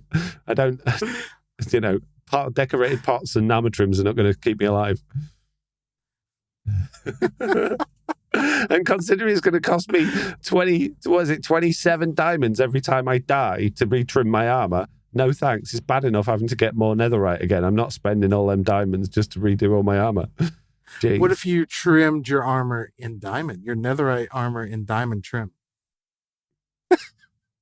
I know. Do you know what? I'd rather just keep my netherite to diamond texture pack on and look like I'm wearing diamond rather than netherite. I'm not bothered about trims. I don't care. Yeah. I still have no desire in them. I've put a few up around my base, just random ones, which are pretty cool for decoration, but still no real interest in them personally. No, sorry. Okay, what's Tiny Raccoon's next question, Slack? Next question is, this might have already been asked, but what is your favorite single feature of 1.20? Pots, decorated pots, probably. That you're not going to use. No, I like the ones you can make, the plain ones out of just bricks. I'll make those. I think they look quite nice. I like the fact that you can put a little flower pot in the top and then put like a plant in it. I think they're cool. I would say probably for me is one I haven't even used yet. It's going to be hanging signs. Yeah, well, the thing is, I made a bunch of hanging signs to try and use inside that, but because they hang out sideways, you've got to have them in very strange positions to be able to read them. So I loved the idea of hanging signs, and that was my go-to answer to that question until now I've tried to use them, and I'm like, oh, I'm going to completely have to change the way I build in order to utilize these signs. I'll tell you my least favorite feature is the fact that signs, how many times have you right-clicked a sign trying to get into a chest now? And you just... What was it I was doing that on? I think that was in a creative world or something like that. I was like, why do I keep going into... No, it was while I was live streaming. Yeah, I was putting these signs on the wall.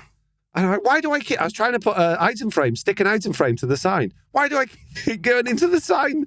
The sign thing. Oh, yeah, they're editable. That's annoying. I think every sign on my Slackville server now has like just spare D's or E's at the end of it, where people do that all the time, and I'm trying to get out of it. Yeah, I know people will be going, oh yeah, but you can wax them. You can wax them and stop them being editable. I'm not going around waxing all my signs. It's not going to happen. No. Once I've finished building, I won't have that problem anymore. It's just while I'm building. Jeez. No. Okay. And the last question is, what use do you see for bamboo wood other than chests and sticks? Sticks and chests. Sticks and chests, yep.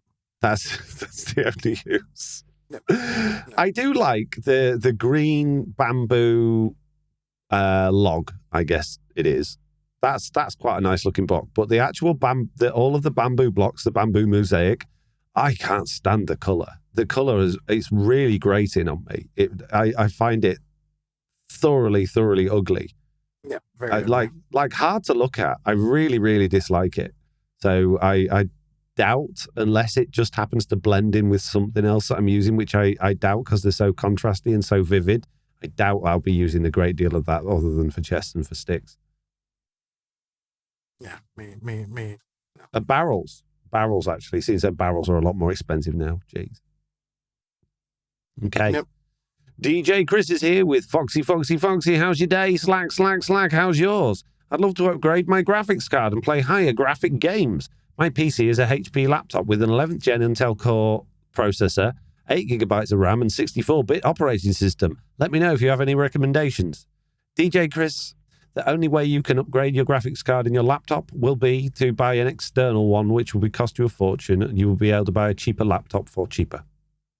You can't upgrade the laptop graphics card. They're built on the same motherboard. It's not possible. Yeah. And then also, you said you got an 11th gen Intel Core, but what core and 8 gigabytes of RAM? I would definitely upgrade that. If I was going to upgrade something. It would be significantly cheaper for you to buy another laptop than it would be like I say, the only way you can upgrade your graphics card would be to buy an external GPU unit, which are not good.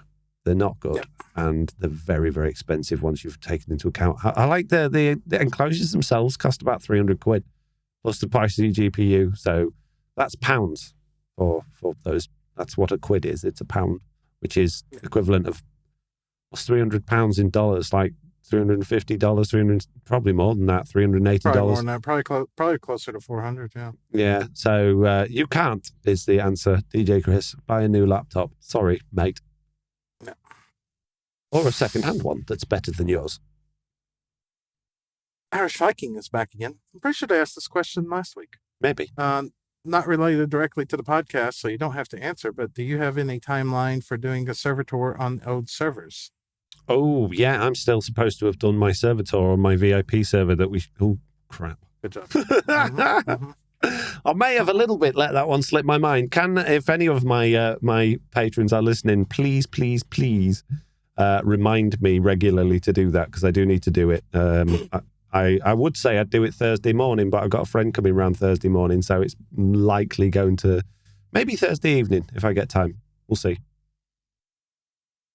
Oops. Me as John says, please describe how you're handling your audio, I believe it should be, signals for recording and streaming. You've mentioned OBS, Audacity, and your podcast mics, external music, game sounds, stream sounds. How do you manage it all? Is one piece of software the one ring to rule them all? Oh, man, there's a million ways to do it, and everyone does it differently. I would say mine's probably the simplest setup, but that's because I've got a Go XLR, so everything just goes through that. So with a Go XLR, you plug your microphone into that. It's got, when you plug it into your PC, it basically comes up with hardware devices that you can then say, right, I want my music to go through the music channel. I want my game to go through the game channel. And then you've got the sliders on the front, and then you just basically link those into OBS. And you can just link one, which is like everything will pipe down to a single mix, and you can pop that into OBS, which is the simplest way of doing it. I don't do that because I like to be able to have control over the game. I like the game audio to be separate from the mic audio and the music to be separate, so that when I'm recording, it's not all on the same channel. But loads of people use Voice Meter Banana. Lots of people use the Wavelink software, which can do it all. There's loads of different ways to do it. You'd laugh how I do mine now. Go on. I use my monitors. I go into my sound properties, and monitor 1 becomes audio cable 1, audio cable 2, audio cable 3, audio cable 4. And really? I just use those in OBS as my audio cables. Wow. Okay. Every time I turn my PC on, even though I disable it every single time, my new monitor keeps coming up as a sound device and taking over everything. I'm like, but nice. I disabled it last time. No, it's back again. You got Windows 11. Sorry, no, you can't disable that. Yeah. So, not really an easy way for us to describe that, I'm afraid. No, it's going to be different for every person out there. There isn't a simple solution. There's no easy way to do it. There's always a steep learning curve. But once you got it, then you realise... once it finally clicks for you, you'll understand what works for you. But it'll still change every single time you do something. Like every time I open Discord, it's like, you got a new audio device? No, I haven't. Every time I turn on my webcam, you got a new audio device? No, I haven't. And OBS, if you haven't got it just right, it'll be like, oh, all of these new audio devices, I'm going to rearrange everything and ruin your recordings and your streams. You turned on your headset. Oh, we have a new audio device. Would you like to switch to this? No. Please stop. I honestly don't know a good way to do it. In fact, do you know what? I think the most reliable way to do it would be to play your game on a different device, have all of your audio going into hardware, right? Record the audio on that hardware, and then just sync it with the video afterwards in the edit. And no, I had to do that at first. No, that's a nightmare. No. No. Right. What's the next question? It's from I'm doing the next one, aren't I? Yeah. Oh, yes. Yeah. Me as John. Please. Oh, no. I've just read that one. So it's you, Lorenzo. Lorenzo. Aside from the tediousness that is digging out the trail ruins, what's your overall feelings of the 1.20 update? Hit, miss, something in between? Personally, I think it adds a lot to the game, but seeing that every world I'm on right now is either mid-season or anything like that, for me, it's just, I'm not interested, because I'm already on worlds where I've already got established build palettes, I've already got everything established, I've already got all my tools, I already got all my armor. I don't have no need for the new stuff that was added. So for me, it's just, it's nice, it brings a lot to the game, it's of no interest to me at this point in time. Yeah, and I think, as I've mentioned before, it's okay. It's an okay update. It's fine. It's harmless. There's nothing in it that excites me. If I didn't play Minecraft, I don't think I'd be going, oh, wow, look at all these things. I'm going to start playing Minecraft now. It certainly doesn't make me want to load up Minecraft any more than I already did. It's okay. It's fine. It's all right. Yep. It's a solid 5 out of 10. I know always, when you rate things out of 10, everyone's like, oh, 5? Well, that's a bit low, isn't it? No, it's half. It's okay. 7 and above's good. 5, 6, it's all right. Anything lower than 5, pretty rubbish, right? 5 out of 10. That's going to go into perspective. Is the glass half full or is the glass half empty? All right, 5.5. Jeez. Okay, Arcane says, I was wondering if you guys had a kind of order to stuff you do early game. When I started playing, I was invited to a server with friends and I was able to skip a lot of stuff by trading or just by being gifted things. Now I started a server with someone who's never played and I'm kind of stuck on what to do next. We got ourselves a base, farmland, some animals, an enchanting table, different kinds of wood, but whenever we go down caves, we're clearly underpowered and get killed constantly. Would love some input. Do whatever you need to do next in order to progress. So if you're going down caves and getting killed, then you need to upgrade your armor or your weapons. So, a good way of upgrading armor was to either go digging for diamonds and then, building a mob farm to get levels. So even like a skelly grinder or a zombie grinder, something like that to get XP to use on your enchanting table. Or you could go and grab a load of villagers and start slowly getting them organized. That's a slower way to get into it. If you want to do it relatively quickly, zombie spawner and go mining for diamonds. Yep. Yeah. My beginning game is I end raid. I'm on the server for 2 days and it's usually something like Foxy's like, hey, what you doing? Not much. What you doing? So, you want to go end raiding? Yeah. Yeah. And then we know I'm going to die, and we know I'm going to lose all the stuff that I got, but I do it anyway. Oh, but come on. That one time, that chorus fruit Superman jump was great. That was so close. I'm amazed I didn't die. Yeah. Would you like to explain to the audience what you're talking about? Well, if you eat chorus fruit, it will teleport you down to the lowest block under you, typically to the ground level. And we were end raiding, and Foxy was on top of a end city. Now, he wasn't up on the very high one. He was maybe one up, 40, maybe 50 blocks up in the air. And he decided that he wanted to jump off of this thing with no elytra, no feather falling, anything like that, no water bucket. And he was going to eat a chorus fruit while falling and hopefully get teleported to the ground before he splatted. So I'm obviously laughing my butt off, and he's on top of this, and he jumps off and starts eating the chorus fruit. You can see his character eating it, and he's falling and falling and falling and falling, and he gets like 3 blocks off the ground, and it finishes the eating animation and teleports him right to the ground. Yeah. So close to dying. So close to dying. On my screen, I honestly thought I'd hit the ground. I honestly did. I couldn't believe I got away with that. It felt like it took forever to eat that, though, because I was really high up. But yeah, there's no order to early game. I just do, what do I need next? That's how I progress in Minecraft. What do I need next? Okay. I'm sorry, we're on a little bit of a memory lane here moment. The one thing that, remember that time we were pillaring out over the void? A certain player logged in and we died. Yeah. And then we pillared out over the void again. Yeah. And we had nothing. We had no armor, no nothing. And our only goal was to get to a city with the Enderchest. Yeah. And we got all the way there and then died. Did we? Did we die? Did we? Yeah. Well, you died one way. I got killed by shulkers. And then we grabbed all of our armor and everything and just blindly charged out over the void again. Yeah. But luckily we made it that time. Oh my God. Sorry, memory lane stuff there. Couldn't help it. No, that's fine. Jeez. Okay. Right. Next question, Slack. Stitch Fix is, what is the first farm you build on Overworld? Probably a skeleton grinder. Iron farm. Yeah, you do. Yeah. Iron farm.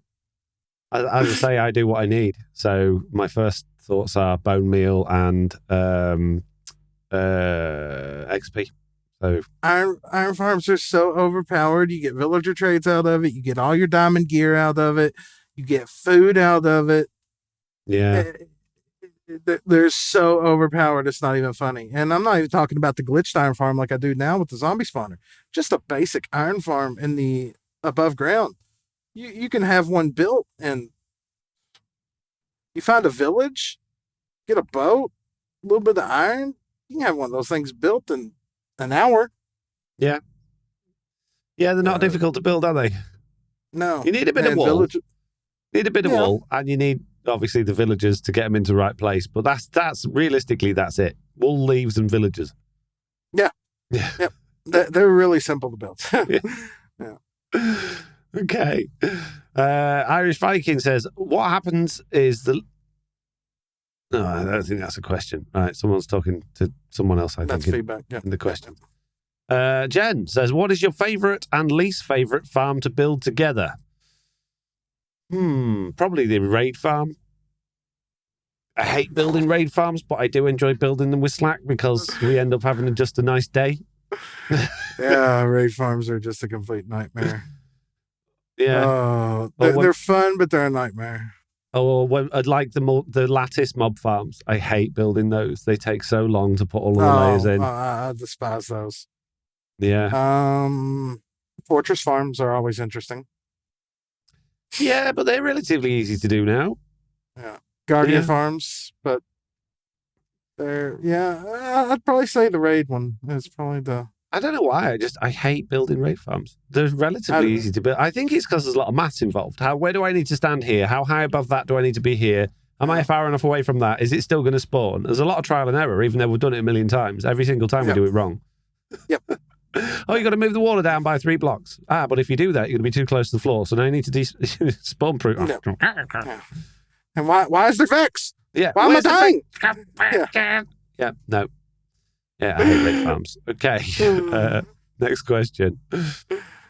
Says Irish Viking. I read somewhere that wandering traders are there to help you get some of the new content after the update, so that you don't have to travel many blocks in an old world. Does this sound right? It sounds like what it should be in principle, but not what it is. The wandering trader has a lot of things that he can trade, but it is totally, totally random. And what he does have is in very short quantities. You don't know what you're going to get, and it's very expensive. It is no good at all for early game players because you don't have any emeralds. And everything costs a lot of emeralds. To rely on the wandering trader to explore new content, it's not a good way of doing it because you don't know that you're going to get something from the new update. Chances are you're probably not.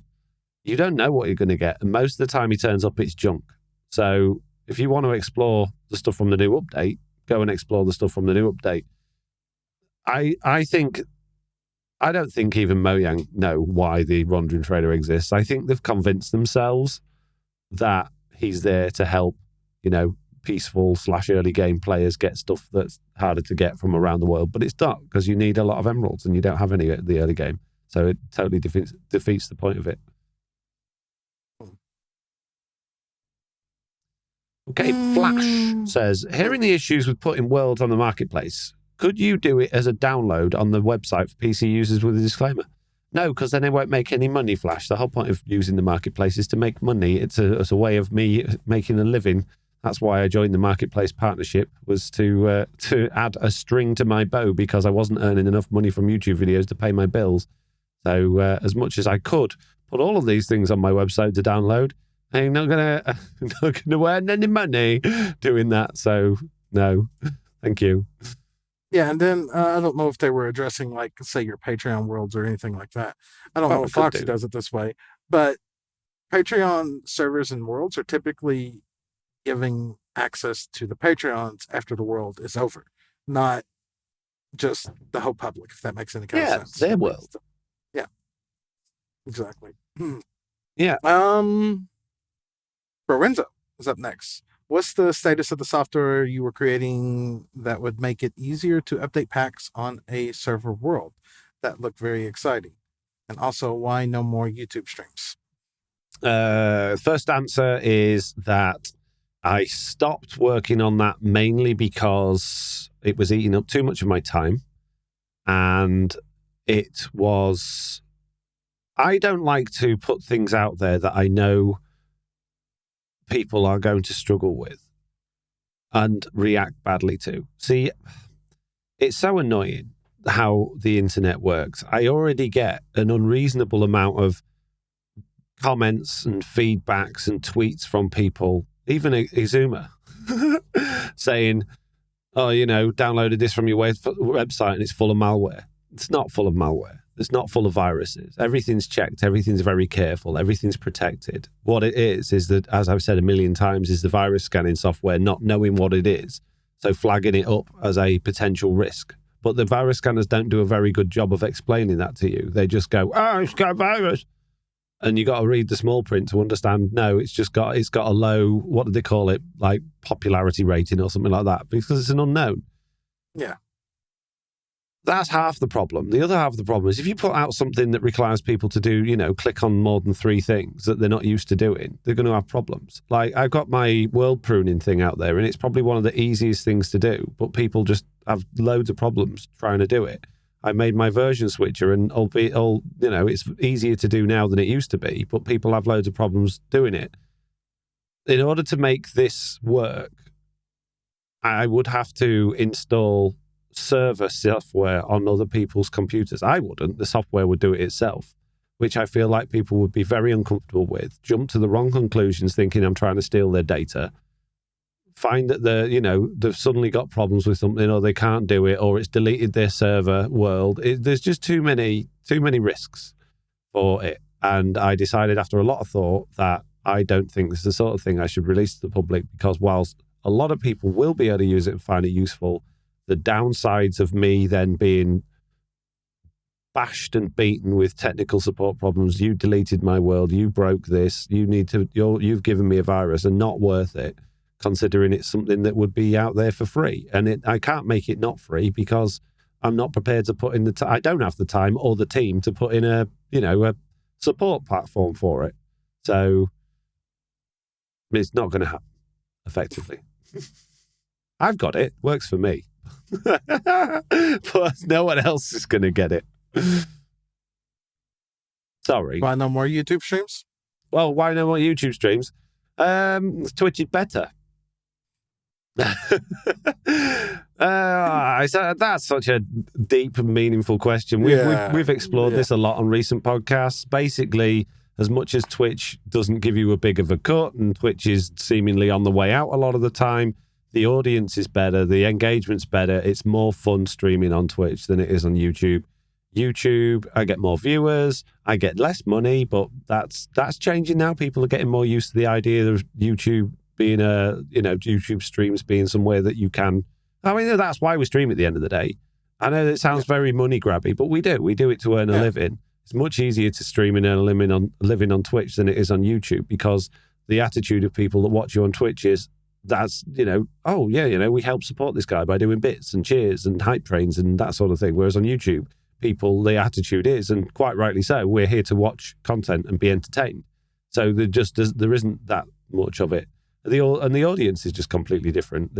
For me personally, it's a lot younger, a lot younger. And that's not a problem as such. I do enjoy streaming on YouTube, but I enjoy being on Twitch because it's the people that have been around me for a long time that I know. It's people a similar age. We have a similar, and I'm not just being constantly asked, can you make me this add-on? Can you make me this? Can you do that for me? Which I was getting a lot. Oh my God, your YouTube streams. God, there was so much of that. Can you make this? Can you make that? Can you make this? Can you make that? Yeah, so that's why. Yeah. Doesn't mean to say there won't be any YouTube streams in the future, but right now I don't have time to, do anything. So I get it. Let's see. Next we got Kentucky Hick. Any more Zelda videos coming, and have you finished the game yet? Do you know what? I've got another 25, 30 uploaded. And they're ready to go, but I just haven't put them live. The last 2 days I haven't put them live because I need to do thumbnails and things. So they are ready. I haven't finished the game yet. Still haven't played it since the last time I did, which is nearly a month ago, but I will. But yeah, I recorded, I think, 110 plus videos, and we're up to 85 on YouTube at the moment. So they are hopefully. I asked my phone earlier, remind me to put the duckshot videos live tomorrow. So should be coming out regularly again from tomorrow. My apologies. Hey, make sure you put out your videos. Just saying. Mozzie says, thinking of tours, will you be able to visit the Stone Age build, Foxy? Yes. I wasn't planning on doing a tour on that because I didn't think it was. I assumed that was just sort of dropped halfway through. I need to talk to you guys all about that a bit more. If it's actually finished, then yeah. But I had just assumed it had been dumped as a bad idea. So maybe I need some information from my mods on that one, please.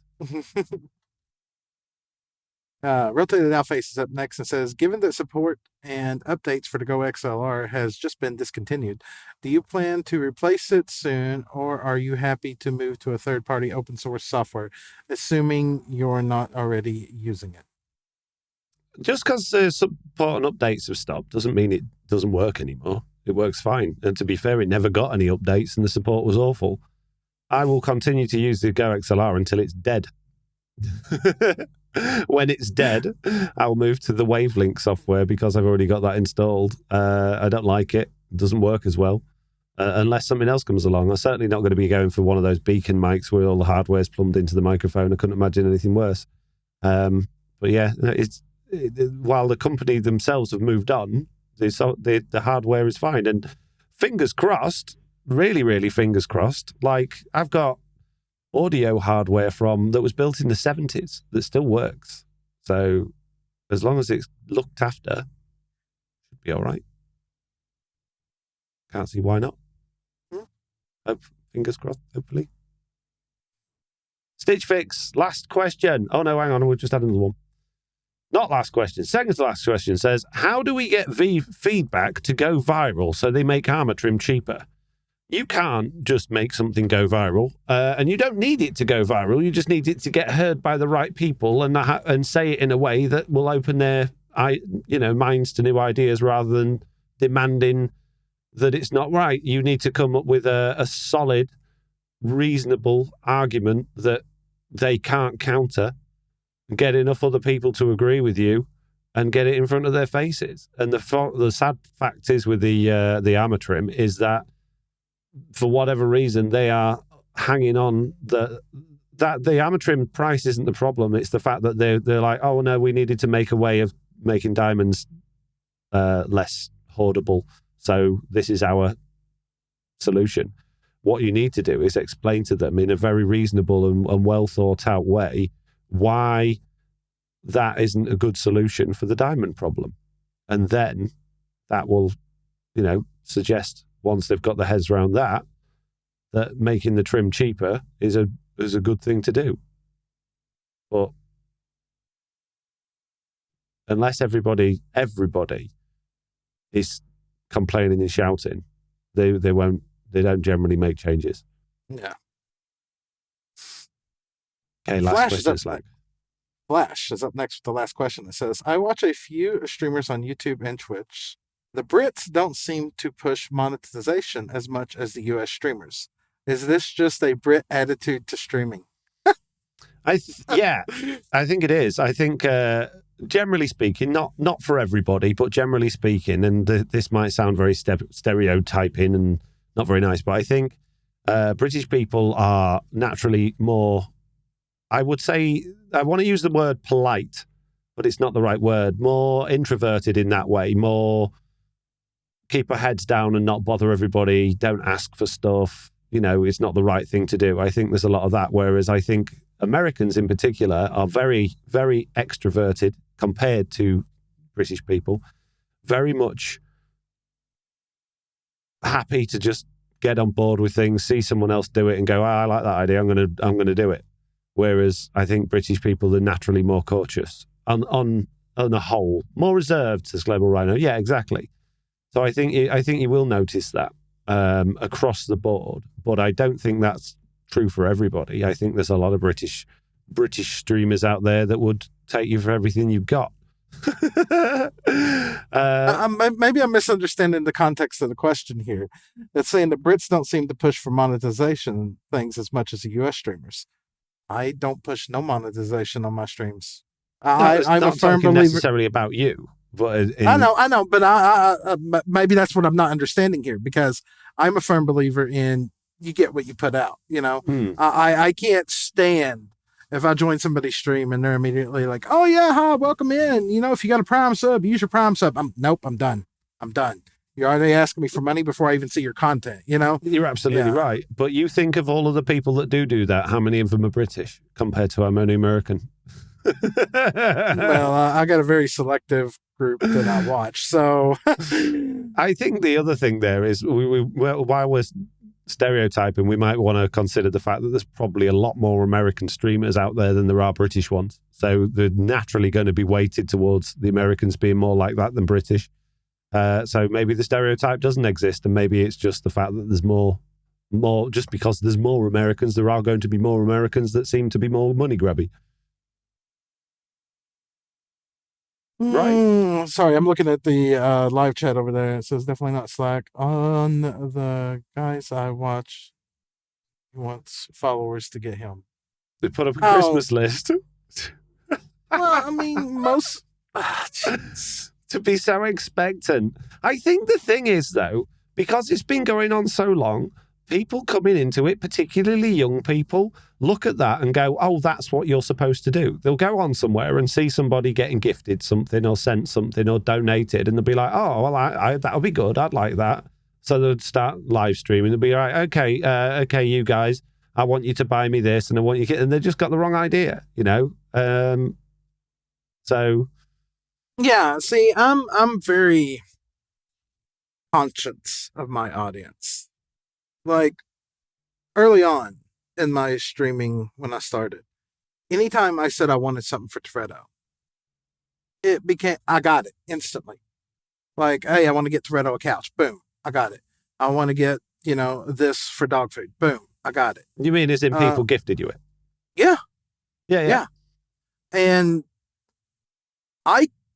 Well, you weren't asking them for it. You were just saying, I'm going to do this and I'm going to do that. And some generous person went, "No, I've done it." Too late. Yeah, and see, that kind of makes me feel weird in a way. I'm grateful for it, but that's why I quit mentioning those things.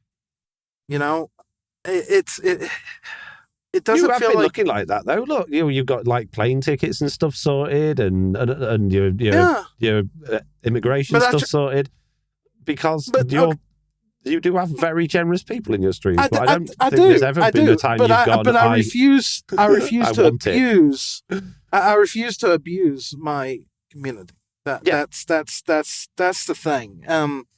Like, I was sitting here one day in Discord with a couple people just talking, and my mom came into the room with one of her dogs, and he had fell like 8 feet off of something, and he was sitting here having a seizure. And I didn't have the money at that time, and I honestly thought my mic was off. I thought I had turned off Discord when she come around in the room. Most of the time when she comes around in the room, I hit F2, to mute everything.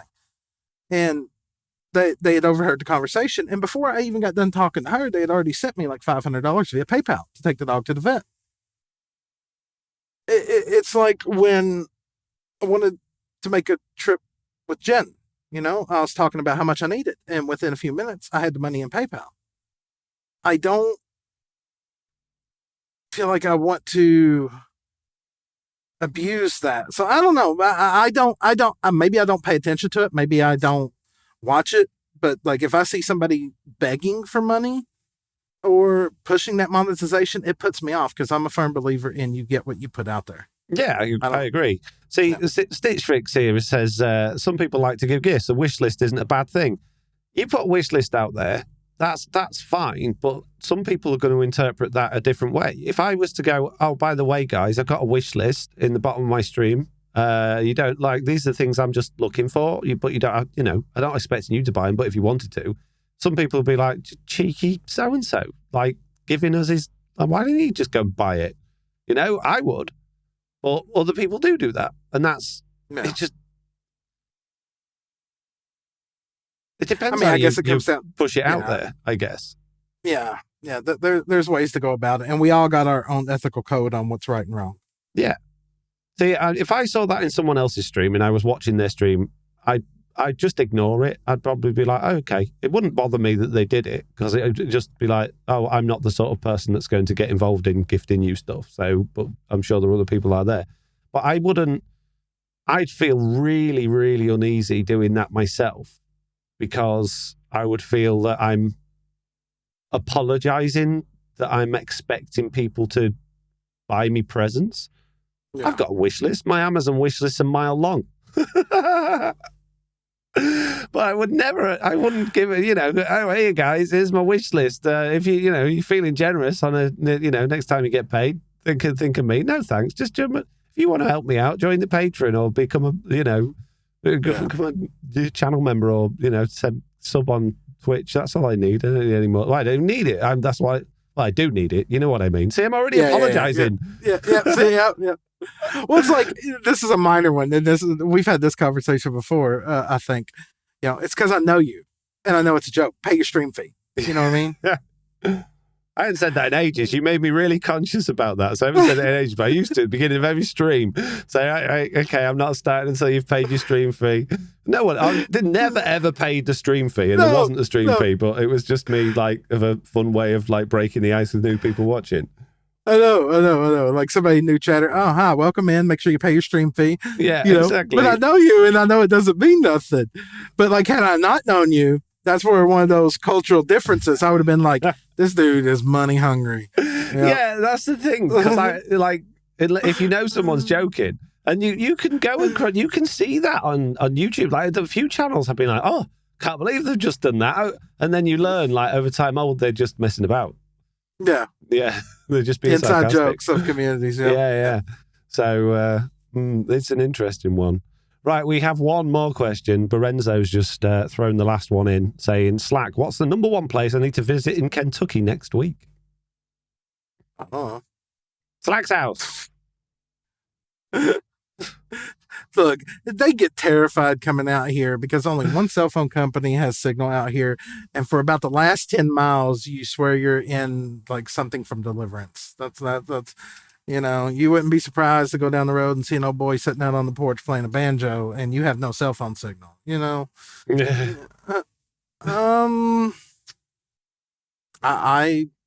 don't know, Mammoth Cave. I enjoyed the Mammoth Cave tours. But that's me. There's all kinds of places. I don't know. I don't travel. I live KFC, here. I would go somewhere else. Obvious answer. Get it from his hometown. Hang on, there's one more thing Stitch Fix has said in the chat that I want to respond to because I think it was quite an interesting conversation we were having there. I wouldn't mention it, I wouldn't mention it, but have it if someone asked, I guess. What's the difference between then? Oh, geez, I can't even read.